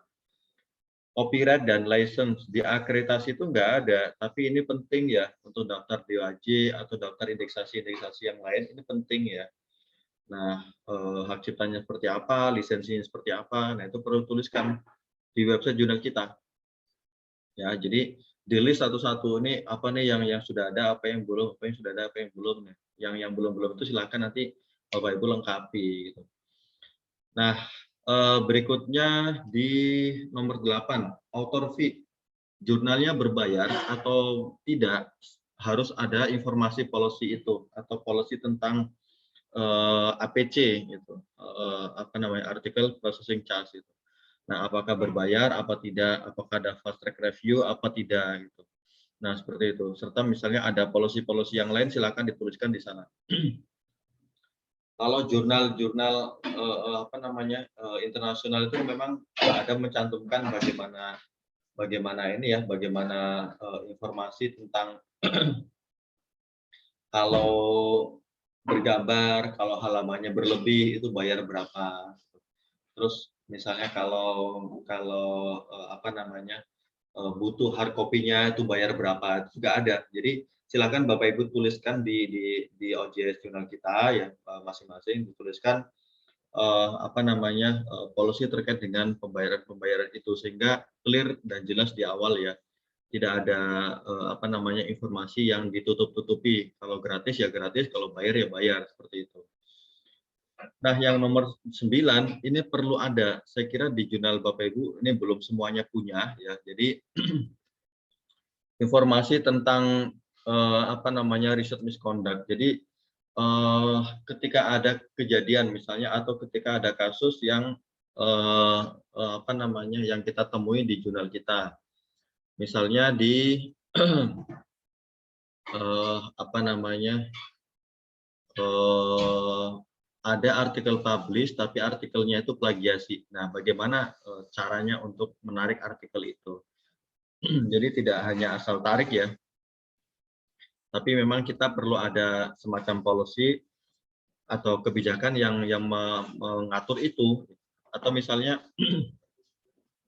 artikelnya sudah dalam proses review, tapi ditarik nih oleh penulis karena artikelnya ternyata sudah publish di tempat yang lain.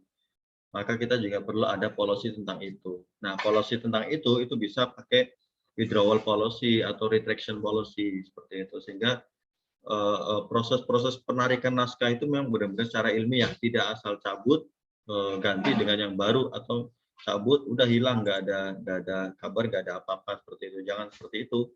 Nah, tapi perlu kita buatkan semacam policy yang ada di website jurnal kita.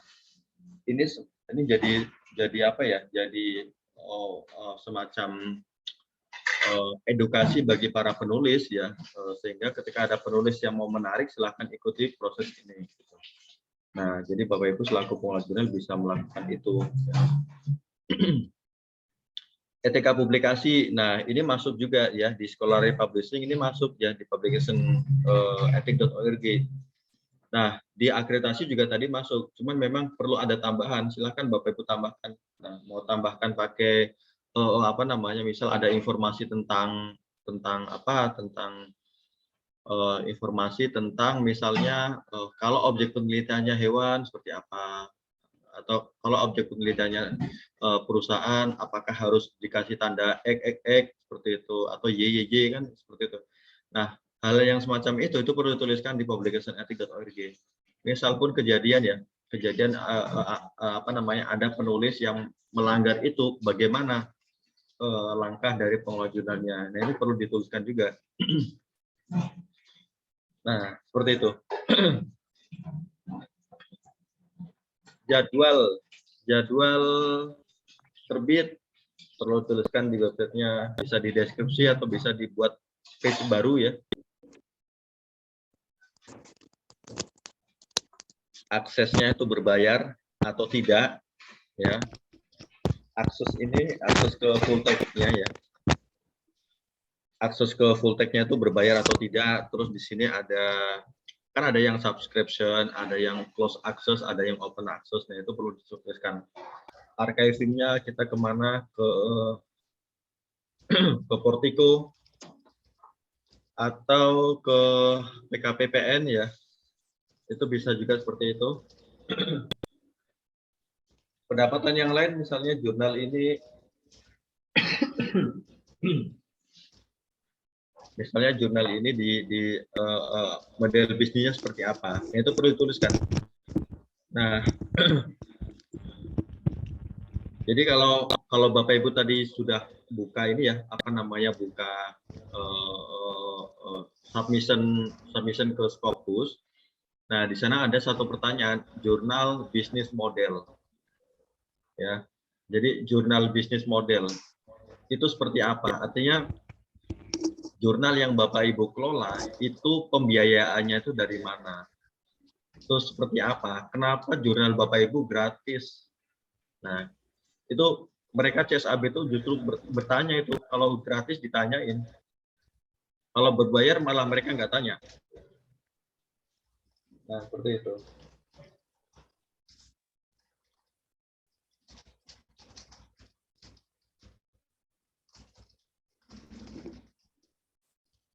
Jadi kalau gratis mereka tanya, kenapa gratis? Itu kan butuh website, butuh domain, butuh terlibat ada tim-tim ini. Nah, biayanya dari mana? Maka di Scopus ada satu pertanyaan jurnal bisnis model.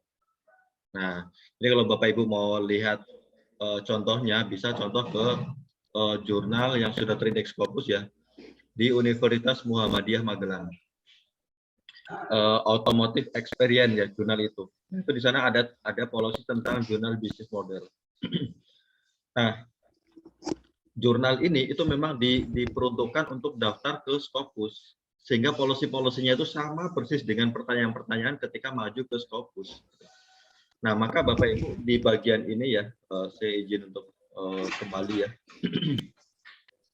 Di bagian ini, jurnal Bapak Ibu yang saat ini sudah berjalan 2 tahun, 3 tahun, itu proyeksinya mau kemana? Mau ke akreditasi atau mau ke indeksasi ke Scopus, seperti itu. Nanti pada ujungnya, nanti ya ke Sinta 1. Nah, jadi tergantung nih mau jalur mana, jalur akreditasi, oke, jalur Scopus, oke. Tapi kalau jalur Scopus, maka policy-policy yang ada di website jurnal kita, nah, itu perlu disesuaikan dengan policy yang diminta oleh Scopus. Nah, seperti itu. Jadi memang tidak sesimpel apa yang kita ini kan ya. Ini lagi-lagi sama seperti misalnya kita mau maju akreditasi, maka policy yang ada di website jurnal kita itu mengikuti policy yang ada di Scopus, yang ada di akreditasi.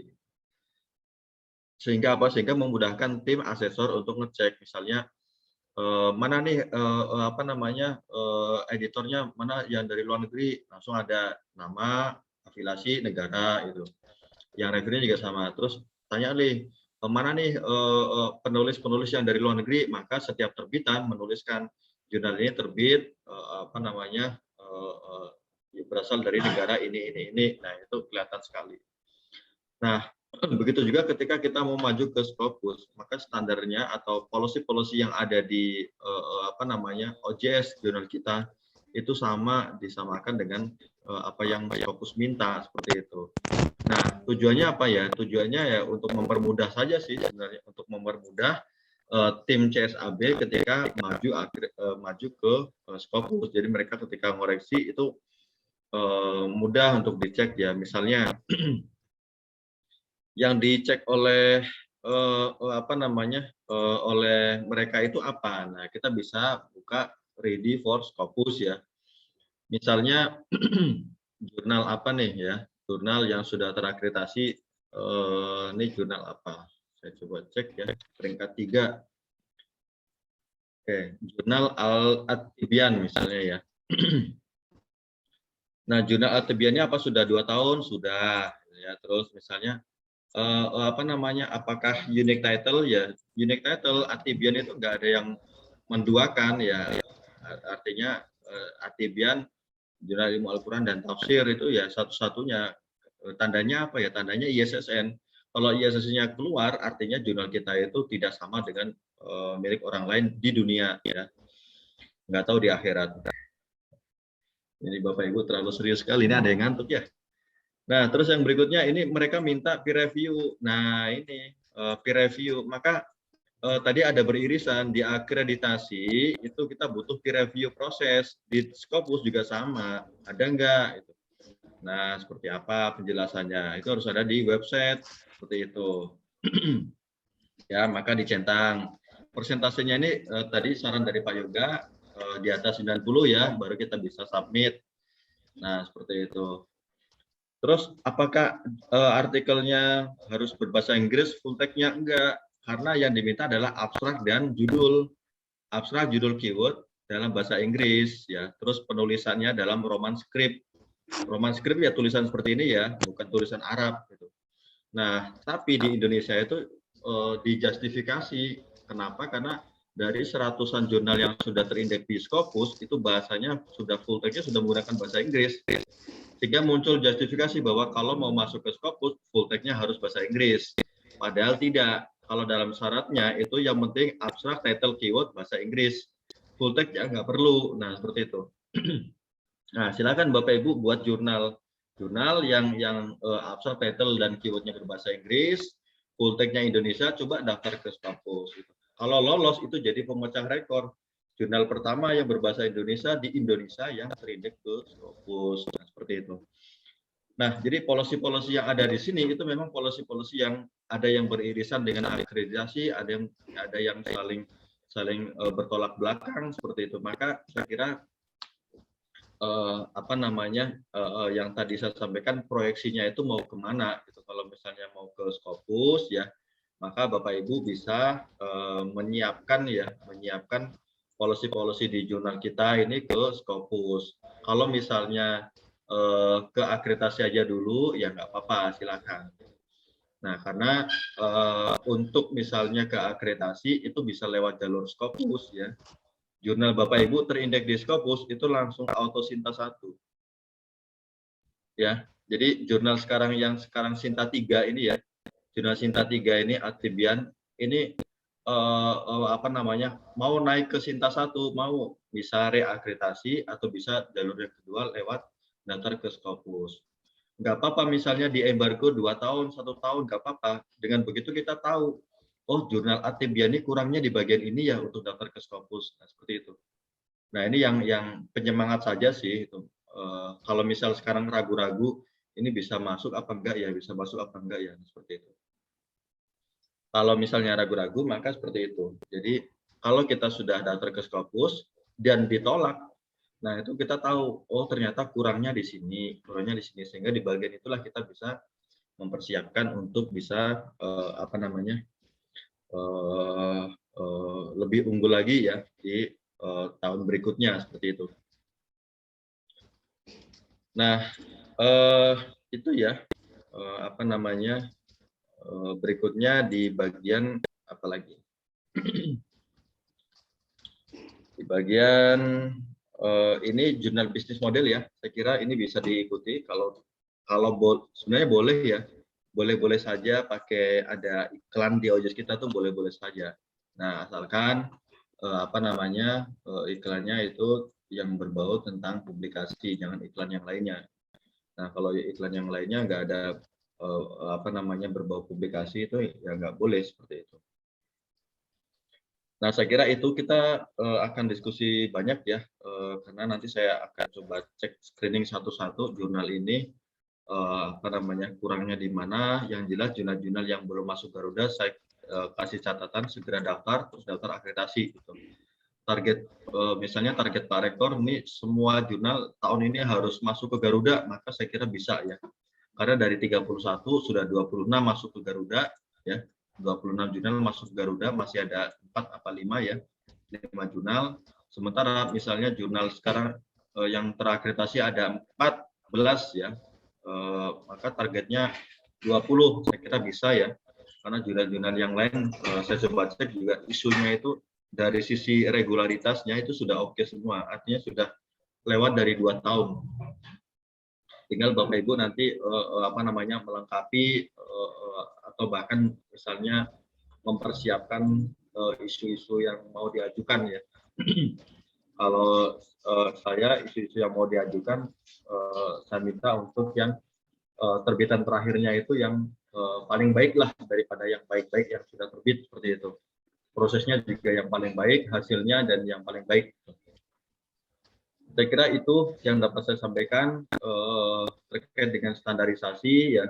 Catatan yang penting saya kira nanti kita bisa menyesuaikan dengan catatan-catatan atau standarisasi yang diminta oleh KUP ya di publicationethics.org. Untuk yang best practice lainnya nanti kita bisa sampaikan saat diskusi ya. Saya kira demikian yang dapat saya sampaikan. Terima kasih banyak. Saya kembalikan ke Ibu Desi selaku moderator. Assalamualaikum warahmatullahi wabarakatuh. Waalaikumsalam warahmatullahi wabarakatuh. Alhamdulillah, terima kasih banyak Bapak Andri atas materinya pada siang hari ini. Sangat menarik dan sangat bermanfaat ya Pak. Dan ini juga menjadi pembelajaran buat kami semua bahwa ada beberapa jurnal di IAIN Langsa yang belum terdaftar di Google Scholar dan juga belum terdaftar di Garuda. Jadi nanti insya Allah nanti kami para tim pengelola jurnal akan akan segera mendaftarkan akun kami tersebut. Baik, kepada para peserta, mungkin ada yang mau ditanyakan? Atau mungkin memang terkendala ketika praktik. Boleh kita diskusikan di sini bersama Bapak Andri.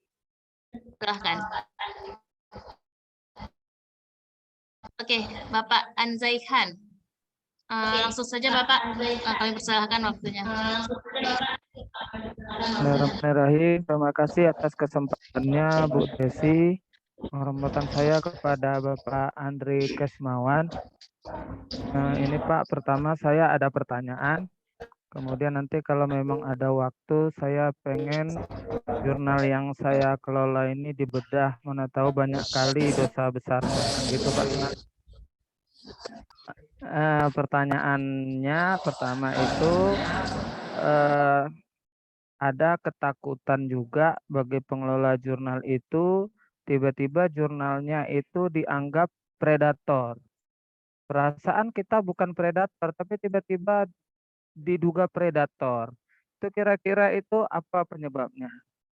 Kemudian ada lagi yang kabarnya ada jurnal yang bisa didiscontinue. Nah, itu gimana cara kita bisa menjaga supaya tidak mengalami itu? Kemudian, nah ini yang ketiga minta tips ini Pak. Kira-kira apakah akreditasi jurnal itu ngaruh nggak dengan support dana? Kalau kira-kira ada nggak tips akreditasi maksimal tapi dananya minimalis misalnya gitu Pak.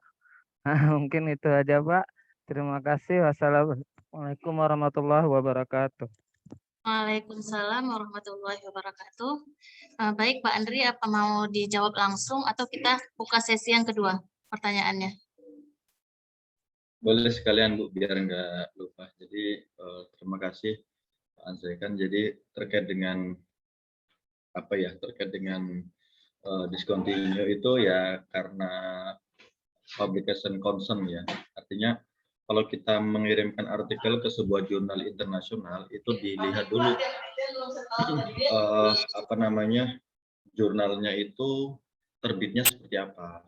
Jadi kalau terbitnya yang tidak sesuai dengan ini ya yang nggak wajar ya, antar tahunnya itu nggak wajar. Misalnya tahun lalu itu 1 tahun itu ada 100, nah terus tahun sekarang belum selesai aja sudah 1000, ya maka kita perlu menghindari jurnal itu. Jadi kalau discontinue sebenarnya lebih banyak ke publication concern. Terus semua jurnal yang sudah terindeks di Scopus semuanya melalui akan ada evaluasi tahunan. Jadi ini yang jurnal-jurnal di UGM itu kan ada 9 jurnal yang terindeks di Scopus. Nah itu setiap tahun, nah jurnal ini dievaluasi oleh timnya Scopus bahwa seperti apa, publikasinya seperti apa, terus penambahan penulisnya seperti apa. Kalau terlihat ada publication concern yang tadi saya sampaikan, maka akan didiscontinue di periode berikutnya. Jadi setahun itu ada 2 atau 3 kali ya kalau nggak salah periode discontinue. Nah maka cara kita untuk untuk melihat apakah jurnal itu discontinue atau tidak, maka bukan di Simago, tapi langsung ke sumbernya ke scopus.com. Jadi saya tunjukkan caranya. Ya. Jadi nanti silakan masuk ke Scopus ya, scopus.com. Nah, terus jurnal kita itu atau jurnal tujuan kita dicari di sana. Ya. Kalau seumpamanya sudah ketemu, ya nanti cek kalau presentnya itu di 2021 itu apa namanya tahunnya itu sampai 2021 berarti ini jurnalnya discontinue. Harus ada tulisan presentnya. Source misalnya ya. Kita bisa cari, ini aksesnya berbayar soalnya kalau ke Scopus ya. Kita bisa cari by ISSN atau by nama ya di sini. Jadi misalnya kita mau kirim artikel ke jurnal ya, terus apa namanya jurnal itu, sebentar saya ada contoh ya, jurnal itu masih bingung nih, ini apakah jurnalnya apa namanya jurnalnya ini apa tidak ya. Nah, saya ada contoh ISSN-nya 2331 sebentar. 8945. Nah, kita perlu cari di bagian menu source ya, terus masukkan ini. Nah, ini ada muncul satu jurnal, Universal Journal of Public Health ya. Ini jurnal yang baru masuk ke Scopus, tapi langsung di ini, langsung di apa namanya di discontinue ya. Nah, kalau Bapak Ibu lihat seperti ini, from 2020 to 2021 berarti ini discontinue. Yang tidak discontinue adalah from 2020 to present. Di sini ada tulisan present, ya, bukan tahunnya ya, seperti itu. Itu contoh ketika Bapak Ibu apa namanya mau mengirimkan artikel ke jurnal yang terindeks di Scopus. Nah, apakah ada relasi dengan apa namanya dana pengelolaan dengan apa namanya dengan capaian akreditasi atau capaian jurnal yang lainnya seperti itu? Maka saya kira tidak terlalu signifikan sih. Ya. Ada perguruan tinggi yang dananya minim dan capaiannya tinggi-tinggi ya. Nah, tapi ada juga yang apa namanya yang support dananya bagus ya, support SDM-nya bagus, dananya juga bagus, itu juga ada, terutama di bagian ini ya. Yang saya tidak ambil contoh yang jauh-jauh ya, yang saya alami di UGM itu semua pengelola jurnalnya berasal dari Tendik ya, yang editor chief-nya, managing-nya itu dari dosen. Nah, ya sampai sekarang akselerasinya sangat baik ya. Nah, untuk daftar-daftar indeksasi, daftar akreditasi semuanya dihandle oleh Tendik ya. Nah, itu di kampus negeri. Kalau di kampus swasta misalnya dana pengelolaan untuk yang Sinta 1 ya, Sinta 1 36 juta dalam 1 tahun. Nah, support SDM-nya adalah ada satu apa namanya satu jurnal manager itu di menghandle 5 jurnal. Jadi ada 45 jurnal di UMY. Nah, itu di apa namanya per masing-masing orang itu menghandle 5 jurnal. Nah, satu orang ini menghandle ya OJS-nya, korespondensi dengan penulis dan reviewer, editornya seperti itu. Nah, support SDM-nya sangat kuat ya di apa namanya dan support sumber dayanya itu. Jadi tapi memang saya kira tidak semuanya apa namanya karena support finansial, bisa karena support SDM ya seperti itu. Jadi saya kira tidak ada relasi yang sangat kuat ya atau hubungan yang sangat kuat antara jurnal yang terakreditasi peringkatnya baik dengan support dana seperti itu. Nah, bagaimana mengoptimalkan ya Bapak Ibu yang tadi saya sampaikan, untuk mencari editor, untuk mencari reviewer dari luar negeri, kita bisa menggunakan akses ini gitu. Misal aksesnya ini nggak punya ya kita bisa minta tolong orang lain yang punya akses ke Scopus, tolong carikan apa namanya alamat email yang ada di Scopus untuk kita kirim email seperti itu. Nah, jadi saya dengan apa namanya dengan akses ke Scopus ini bisa menarik email ya, sekali narik itu 1.500, 2.000 email seperti itu. Nah, email-email yang aktif dari luar negeri itu kita bisa kirim email gitu dengan pakai cara formula ya, pakai email blast yang kita bisa dapatkan gratis, sekali kirim bisa 1.000 email seperti itu. Nah, itu bisa kita lakukan. Maka sebenarnya bagi para pengelola jurnal yang minim anggaran itu bisa melakukan itu. Atau yang biasa saya lakukan adalah dengan cara ini broadcast lewat grup-grup di Facebook ya. Jadi jurnal yang saya kelola itu kan ada 30 jurnal di luar negeri ya, ada 37 jurnal, itu kami buatkan Facebook-nya masing-masing dan gabung ke dalam grup-grup yang ada kata kuncinya Scopus, kata kuncinya jurnal internasional, kata kuncinya Web of Science, seperti itu. Nah, terus per setiap seminggu sekali broadcast email. Broadcast-nya itu broadcast posting di grup. Nah, postingnya itu bukan call for paper, tapi call for kolaborasi. Jadi bahasanya diubah seperti itu. Jadi kalau call for paper kan mereka mikirnya saya harus buat artikel nih dari awal, dari nol, seperti itu. Kalau call for kolaborasi, mereka pasti akan tertarik ya, tidak harus membuat dari nol, tapi misalnya mereka punya ide dan gagasan terhadap topik tertentu, nah itu bisa dikolaborasikan dengan tulisan-tulisan yang kita siapkan, seperti itu.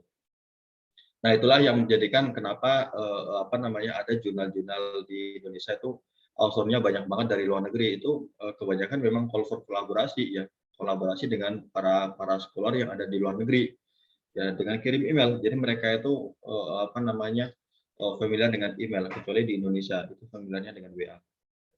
Saya kira itu Pak Anzakan. Terima kasih.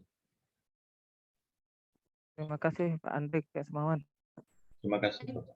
Ya, baik, terima kasih Pak Andri.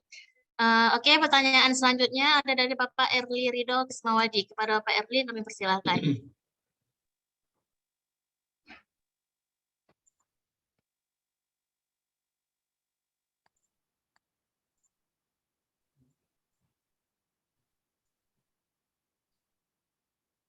Silakan Bapak Erli.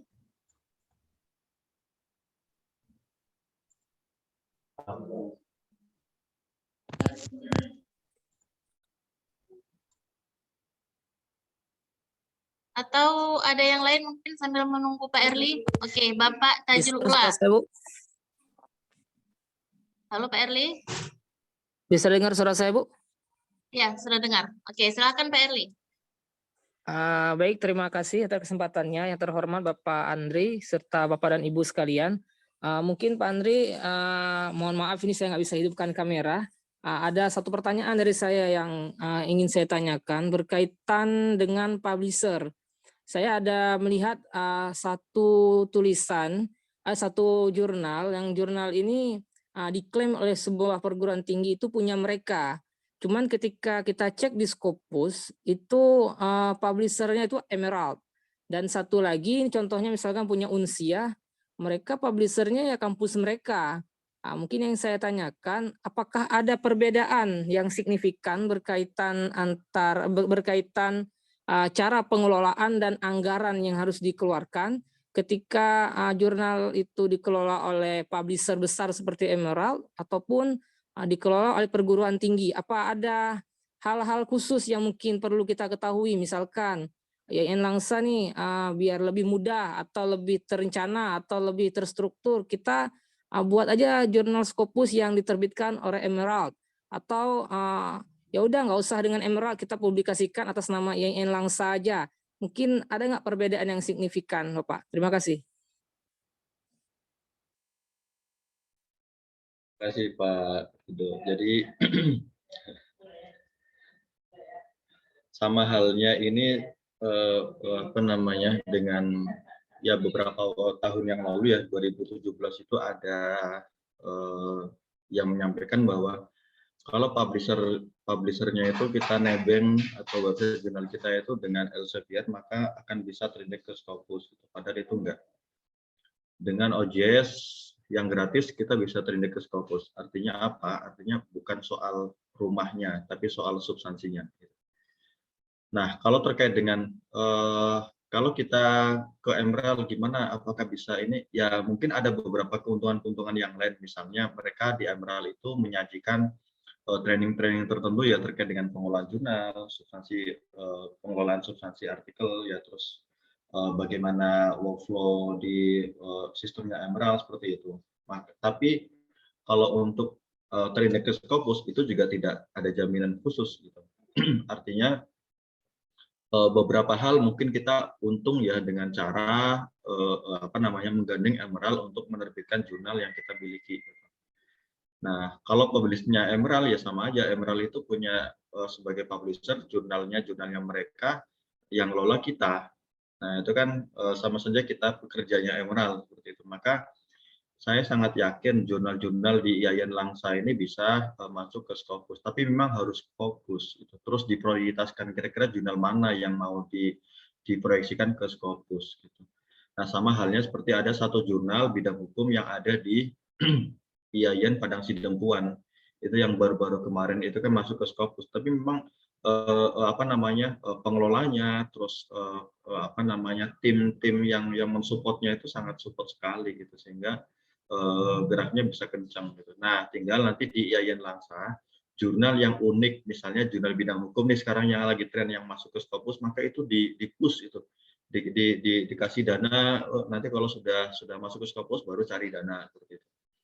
Atau misalnya jurnal-jurnal yang lain bukan berarti disingkirkan dulu ya, tapi kita perlu fokus jurnal mana yang mau ke internasional, jurnal mana yang mau ke nasional. Kalau jurnal nasional ini maka konsekuensinya ini, alokasi dananya sekian. Kalau jurnal-jurnal mau ke Scopus itu ini, maka ya komitmen dari pimpinannya, komitmen dari editornya, komitmen ya dalam arti dari sisi dana SDM seperti itu. Nah, maka kembali lagi ke Emerald tadi, itu sudah ada beberapa kampus yang ke Emerald, itu yang di kampus Malang juga seperti itu. Tapi saya sampaikan kalau kerjasama dengan Emerald itu memang ada beberapa hal yang menguntungkan. Kita ada dapat pelatihan ya. Mereka juga punya paket-paket khusus ya. Nah, seperti itu. Tapi tidak ada jaminan khusus kita ke Emerald terus masuk ke Scopus.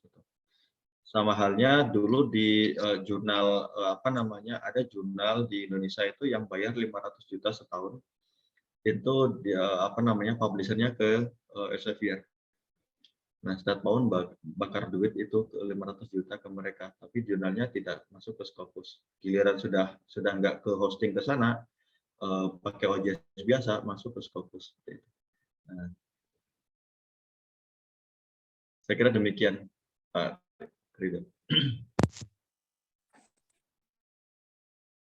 Baik, Bapak Andri, terima kasih. Kemudian selanjutnya dari Bapak Tajul Ula. Silakan, Bapak. Terima kasih Bu Desi. Terima kasih juga Pak Andri yang sudah memberikan sangat insight luar biasa tentang pengelolaan jurnal. Saya ingin bertanya begini Pak. Sebelumnya saya masih amatir ya terhadap pengelola jurnal ini. Juga baru bergabung tahun kemarin.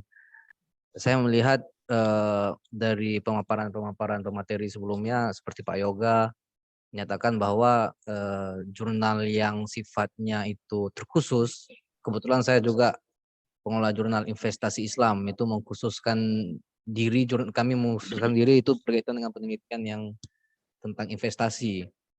Cuman fakta di lapangan karena memang jurnal kami belum terakreditasi, jadi peminatnya masih sepi. Nah, jadi terpaksa yang berkaitan yang agak di luar investasi itu kita tetap masukkan asal dalam konteks keekonomian. Nah, ini menurut Pak Andri bagaimana terkait, kami pun sedang mengajukan aplikasi dan menurut Pak Yoga bulan ini akan keluar. Itu pertanyaan pertama Pak. Dari pertanyaan kedua kalau boleh. Pertanyaan kedua itu berkaitan dengan misalkan saya melihat ada fenomena Scopus itu seperti sudah menjadi ladang bisnis Pak ya.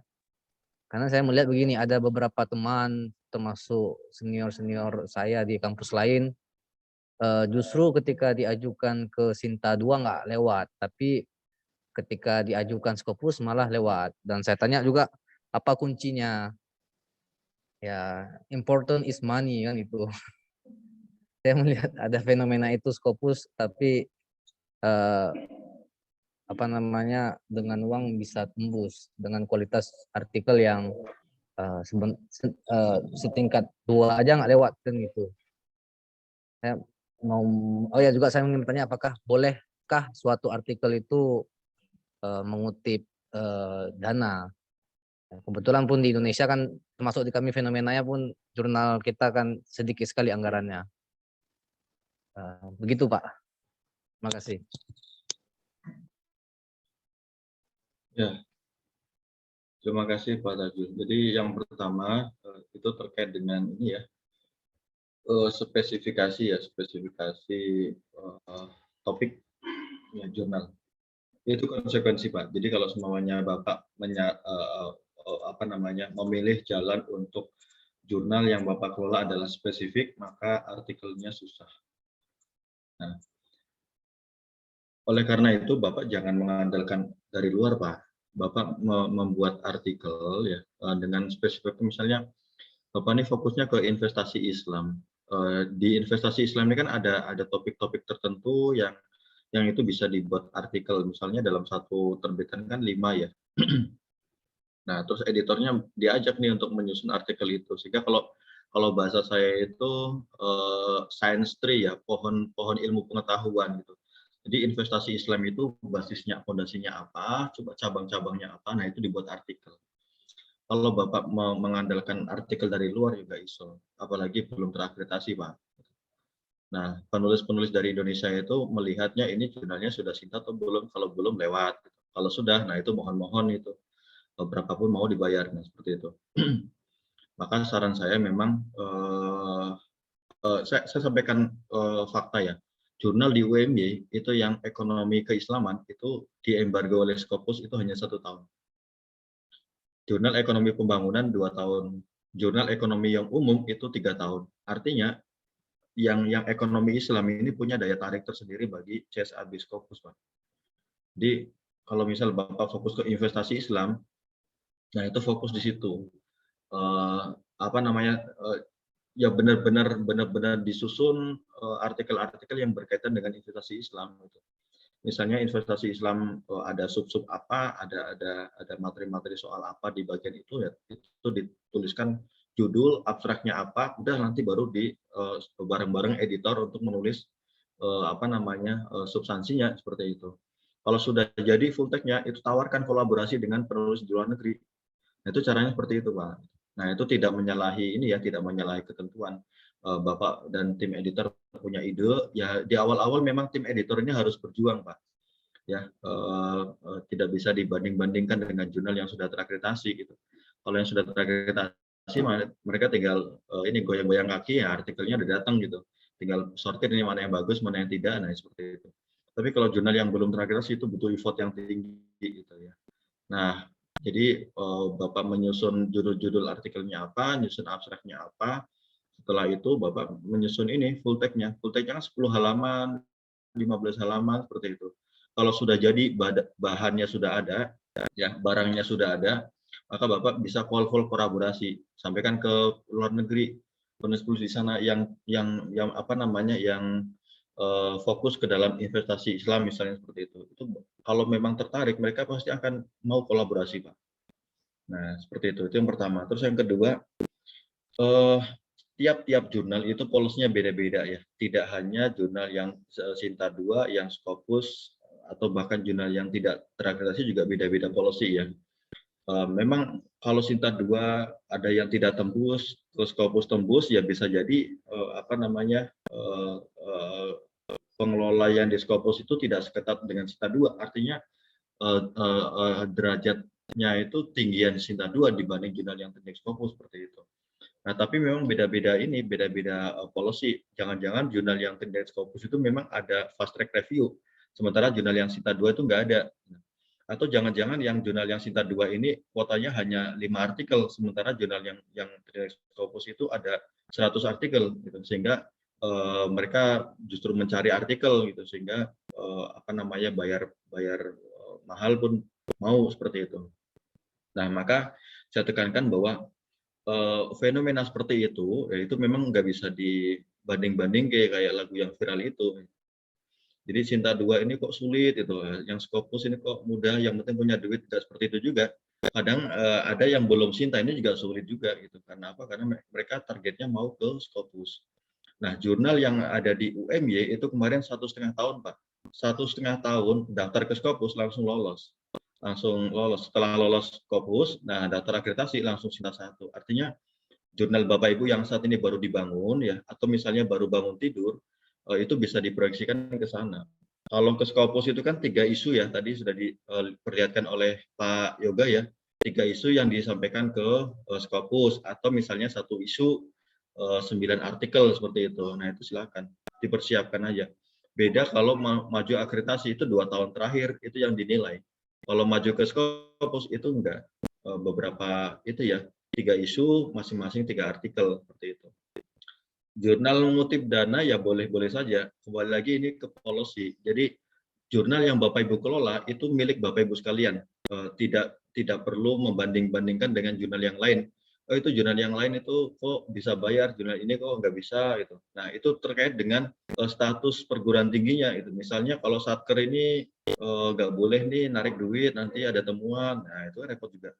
Atau misalnya oh kalau apa namanya ini BLU ini boleh silakan. Nah itu tergantung pada publishernya, bukan pada jurnalnya. Kalau jurnalnya sah-sah saja, boleh-boleh saja. Maka tadi saya sampaikan di luar negeri ya, terutama CSAB-nya Scopus itu justru bertanya kalau jurnalnya gratis. Kalau berbayar malah mereka nggak tanya. Kalau gratis malah tanya. Nah itu gimana itu websitenya, itu gimana itu pengelolanya, itu gimana tuh adminnya seperti itu. Siapa yang bayar? Nah seperti itu. Maka di jurnal apa namanya automotive experience itu dituliskan di sana ada jurnal business model. Jadi business model ini seperti apa? Oh, jurnal ini dikelola oleh perguruan tinggi, semua pembiayaan ditanggung oleh perguruan tinggi. Bahasanya seperti itu. Saya kira itu Pak Tanjul. Terima kasih.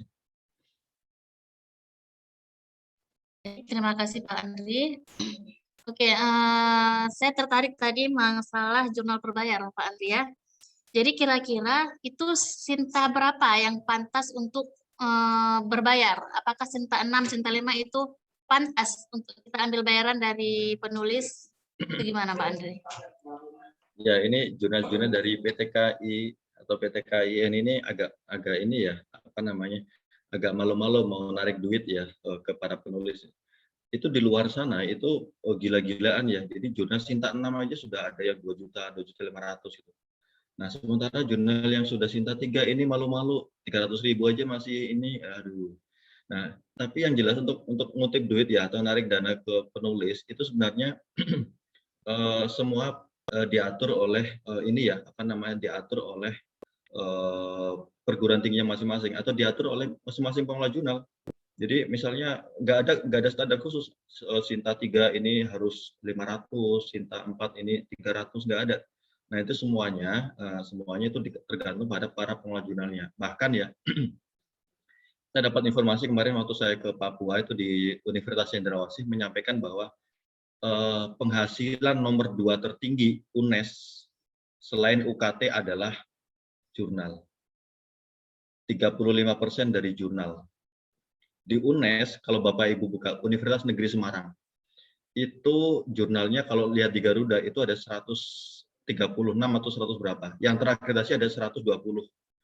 Kalikan aja 120 jurnal, per masing-masing artikel itu 1 juta, dikalikan berapa puluh ribu artikel dalam satu kali terbitan. Nah, makanya wajar saja apa namanya pendapatan UNES itu nomor 2 setelah UKT.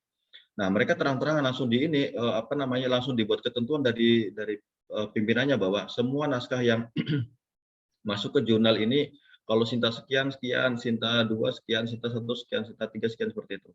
Nah, sehingga tertib dananya masuk semuanya ke dalam rekening pribadi ya, seperti itu. Nanti baru silakan dipotong deh berapa persen untuk para pengelola jurnalnya. Sehingga jurnal di UNES itu ada satu pengelola jurnal namanya Mas Yoris itu yang mengkoordinir ya, mengkoordinir pengelolaan jurnal yang ada di UNES di Semarang. Misalnya mau studi banding ya itu ke UNES, jangan ke PTKIN semua, ke Salatiga, coba ke UNES. Kalau misalnya mau ke Jawa ya seperti itu. Lihat di sana, oh ternyata di sana seperti itu. Saya baru tahu kemarin ketika ke Uncen, ke Cendrawasih, di Cendrawasih menyampaikan WR-nya bahwa di apa namanya di UNES itu seperti itu. 35% pendapatannya itu dari jurnal. Berarti bisa puluhan miliar ya. Seperti itu.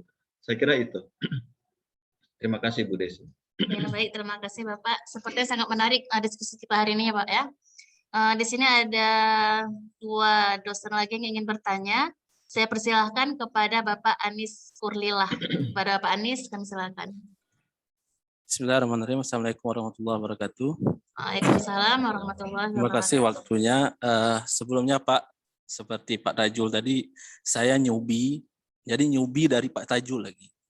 Nah, jadi ini pertama saya mau tanya dulu Pak, sebagai saya posisi sebagai penulis nih, kepada Bapak yang pengelola jurnal. Ini dulu pertama.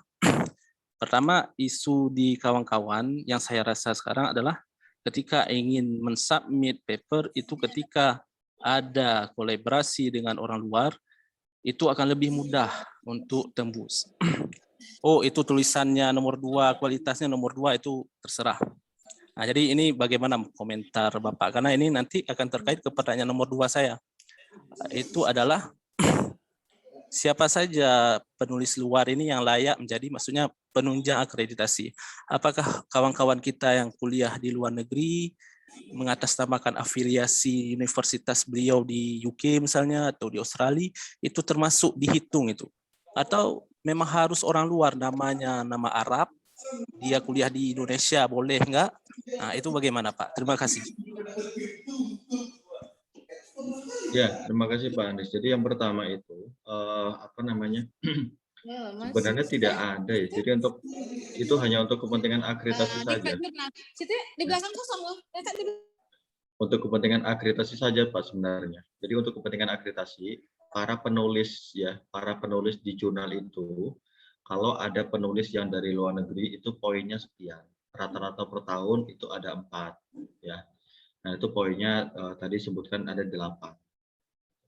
Jadi tidak ada ketentuan secara khusus bahwa ini kalau nggak ada yang luar negeri poinnya bagus, nggak ada sih. Penulis-penulis Indonesia juga banyak yang bagus-bagus. Itu hanya poin untuk pengajuan akreditasi saja. Penulis luar negeri itu juga tidak ada tidak ada standar bahwa itu harus orang luar negeri, nggak ada. Yang penting afiliasinya. Teman-teman kita, kolega-kolega kita yang sedang kuliah di luar negeri bisa saja nanti mencantumkan afiliasinya afiliasi di sana seperti tidak afiliasi yang ada di Indonesia. Itu boleh-boleh saja. Nah, kaitannya nanti dengan authorship ya seperti itu. Ini penulisnya ini nanti bawa afiliasi yang mana, terus nanti hasil penelitiannya itu untuk kampus yang mana, kampus yang menyekolahkan atau kampus yang tempat dia sekolah seperti itu. Itu kaitannya dengan authorship saja. Nah, untuk kaitan dengan akreditasi, itu tidak disebutkan secara khusus apakah harus orang luar negeri, nggak ada. Yang penting ada dari luar negeri. Nah, afiliasinya di sana. Terus tidak ada disebutkan penulis yang dari luar negeri ini harus penulis pertama itu juga nggak ada. Nah, sehingga kita boleh-boleh saja atau sah-sah saja dalam artikel kita, itu penulis dari luar negerinya itu penulis yang kesekian, itu boleh-boleh saja seperti itu. Saya kira demikian Pak Anies. Oke Pak, makasih banyak. Baik, terima kasih. Pertanyaan selanjutnya dari Bapak Ustadz Wildan. Ya, kepada Ustadz Wildan kami persilahkan. Assalamualaikum warahmatullahi wabarakatuh. Waalaikumsalam warahmatullahi wabarakatuh. Maaf nggak menampilkan video karena view-nya kurang itu. Ini Pak ingin bertanya seperti ini terkait dengan publikasi jurnal lah. Ada itu jurnal dia setahun itu 4 kali dia publish. Satu edisi itu sampai saya ngitung itu sampai 569 artikel itu. Dan satu artikel mereka 5 juta itu. Jadi satu artikel itu mereka kalau mau publish di jurnal ini, jurnalnya jurnal yang pengelolanya orang Indonesia, tapi namanya itu dari luar negeri gitu. Dan jurnal itu terindeks Sinta 3. Gitu.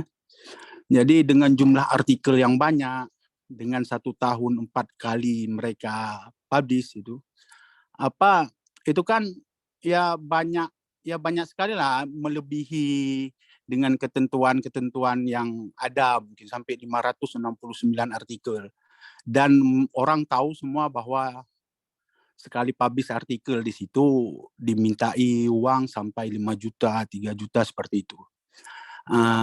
Selanjutnya bahwa misalnya mereka publish di situ ya dosen-dosen yang terkait dengan misalnya pemenuhan BKD, tugas-tugas dari dosen untuk mahasiswa gitu kan, tugas-tugas untuk memenuhi kalau mau sidang harus publish artikel dan sebagainya lah.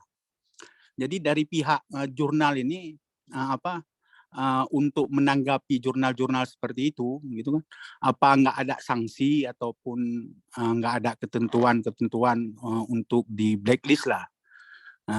Karena kan sudah melebihi sampai 500-an. Kita tahulah semua jurnal apa itu. Jadi di Kemenristek Dikti lah tidak memberi sanksi terhadap jurnal seperti itu, Pak. Terima kasih mungkin. Assalamualaikum warahmatullahi wabarakatuh. Waalaikumsalam warahmatullahi wabarakatuh. Ya, terima kasih Bapak Wildan ya. Jadi terkait dengan hal tersebut saya tidak bisa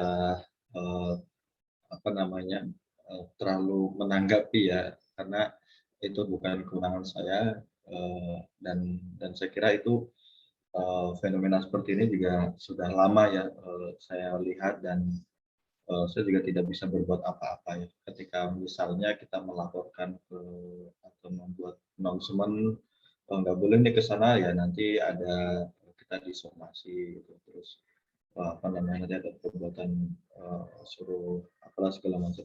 Jadi saya kira terkait dengan hal tersebut mungkin Dikti juga sudah ada pikiran ke sana ya. Tinggal mungkin kita selaku pengelola jurnal yang melihat fenomena seperti itu bisa melaporkan langsung ke Pak Yoga atau bisa melaporkan ke pihak terkait ya terkait dengan proses yang seperti itu. Karena di Indonesia memang saya juga pernah diskusi dengan Pak Yoga terkait dengan hal ini ya, artinya di Indonesia itu belum ada lembaga yang memberikan punishment terhadap para pengelola jurnal yang agak melenceng dari Shiratal Mustaqim gitu. Nah, mereka pada mengelola jurnal sudah bisnis seperti itu, sehingga orientasinya bukan bagaimana menyebarluaskan ilmu pengetahuan, menyebarluaskan hasil penelitian, tapi orientasinya sudah ke bisnis. Bayangkan saja tadi saya disampaikan sekali terbit 560 kali 5 juta itu sudah 2,8 M itu dalam satu terbitan. Jadi orang bisa kaya mendadak dengan cara mengelola jurnal. Nah, saya kira informasi yang seperti itu saya kira ini bisa disampaikan ke pihak terkait ya, dalam hal ini secara personalnya bisa ke Pak Yoga atau secara kelembagaannya bisa ke Kemdikbudristek ya, karena ini ada pengelola jurnal yang tidak wajar. Nah, memungut biaya yang tidak sewajarnya, sementara jurnal sudah terakreditasi, mungkin ada semacam punishment terhadap jurnal tersebut. Tapi memang saya tidak bisa berkomentar banyak ya terkait dengan hal itu. Yang jelas Bapak Ibu pengelola jurnal yang di Yayan Langsa jangan jangan goyah ya imannya nanti. Wah, ini saya bisa dapat 2,8 M nih. Jadi bisa jadi bisnis sampingan seperti itu, yang dimana setiap hari ada di sampingnya. Saya kira demikian Pak Wildan, jadi saya tidak bisa komentar terlalu banyak terkait dengan praktik seperti itu. Saya sudah menemukan, dan jurnal itu juga saya sudah tahu ada di mana-mana. Yang jelas sudah masuk radar dalam benak saya. Jurnal-jurnal yang melakukan praktik seperti itu juga sudah saya sampaikan ke teman-teman. Ada teman-teman juga di DOAJ juga menyampaikan bahwa jurnal di Indonesia yang diterbitkan di luar perguruan tinggi itu jadi attention. Jadi Bapak Ibu ya mewakili dosen yang ada di Yayan Langsa, sampaikan kepada dosen-dosen yang ada di Yayan Langsa bahwa kalau kirim artikel ke sebuah jurnal, jangan di jurnal yang tidak diterbitkan oleh perguruan tinggi seperti itu. Nah, itu antisipasinya saja ya. Kalau semuanya diterbitkan di luar perguruan tinggi itu ada banyak resikonya ke belakangnya gitu. Kalau sekarang ya aman-aman aja, misalnya dengan bayar 2 juta, bayar 3 juta langsung publish seperti itu. Tapi ke belakangnya nanti ada beberapa hal yang saya kira itu perlu kita antisipasi seperti itu. Jadi saya kira itu tanggapan dari saya. Terima kasih Pak Wildan. Baik. Baik, terima kasih kepada Bapak Andri. Itu tangan yang tadi. Oh, itu tangan yang tadi. Oke, baik. Mungkin Bapak Ketua mungkin mau bertanya. Bapak Ketua, Pak Rizky. Ya, cukup. Oke, Pak, mungkin sudah cukup Pak ya, dikarenakan di sini juga kami sudah azan. Mungkin kami kira cukup. Terima kasih kami ucapkan kepada Bapak. Jadi pesan untuk kita semua bahwa kita harus memperhatikan bentuk tampilan jurnal kita agar lebih menarik ya. Kemudian pengelola jurnal harus bekerja lebih keras agar apa? Agar tercapai akreditasi nasional ya. Kemudian tim jurnal ini memang butuh kerja keras ya, baik itu dari pengelola jurnal, organisasi maupun pimpinan ya. Jadi untuk mencapai jurnal internasional, maka pesan Pak Andri tadi kita harus fokus dan harus memprioritaskan jurnal mana yang akan ditargetkan untuk Scopus. Masya Allah sekali, luar biasa diskusi kita hari ini. Walaupun di jam-jam yang genting ya, namun antusias para peserta sungguh luar biasa. Pastinya narasumber kita juga sangat luar biasa pada hari ini. Sekali lagi kami ucapkan terima kasih Bapak atas waktunya dan juga atas ilmunya. Semoga kami, para tim jurnal Yayan Langsa bisa mengembangkan dan meningkatkan akreditasi jurnal kami di lingkungan Yayan Langsa.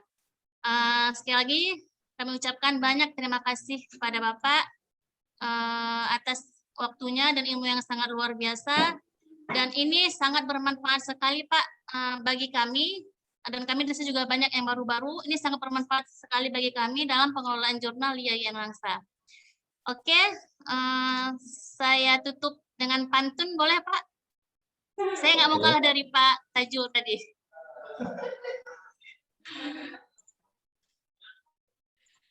Oke, burung kutilang ditaruh di kandang, terus berkicau sampai pagi. Terima kasih Bapak sudah datang, semoga ilmunya bermanfaat bagi kami. Baik, terima kasih Bapak. Kepada peserta jurnal, kami ingatkan bahwa besok kita masih ada 1 hari lagi ya, masih ada 1 hari lagi untuk sesi berikutnya, dan kami harap semoga semangat untuk besok masih seperti hari ini semangatnya ya. Oke, sekian dari saya Desi Asminta selaku moderator, mohon maaf apabila terdapat kesalahan dalam membawakan acara ini. Kami akhiri dengan wabillahi taufiq wal hidayah. Assalamualaikum warahmatullahi wabarakatuh. Waalaikumsalam warahmatullahi wabarakatuh. Terima kasih banyak. Terima kasih Pak. Terima kasih Pak Ya, Andri. Bapak, sama-sama. Ya, saya izin.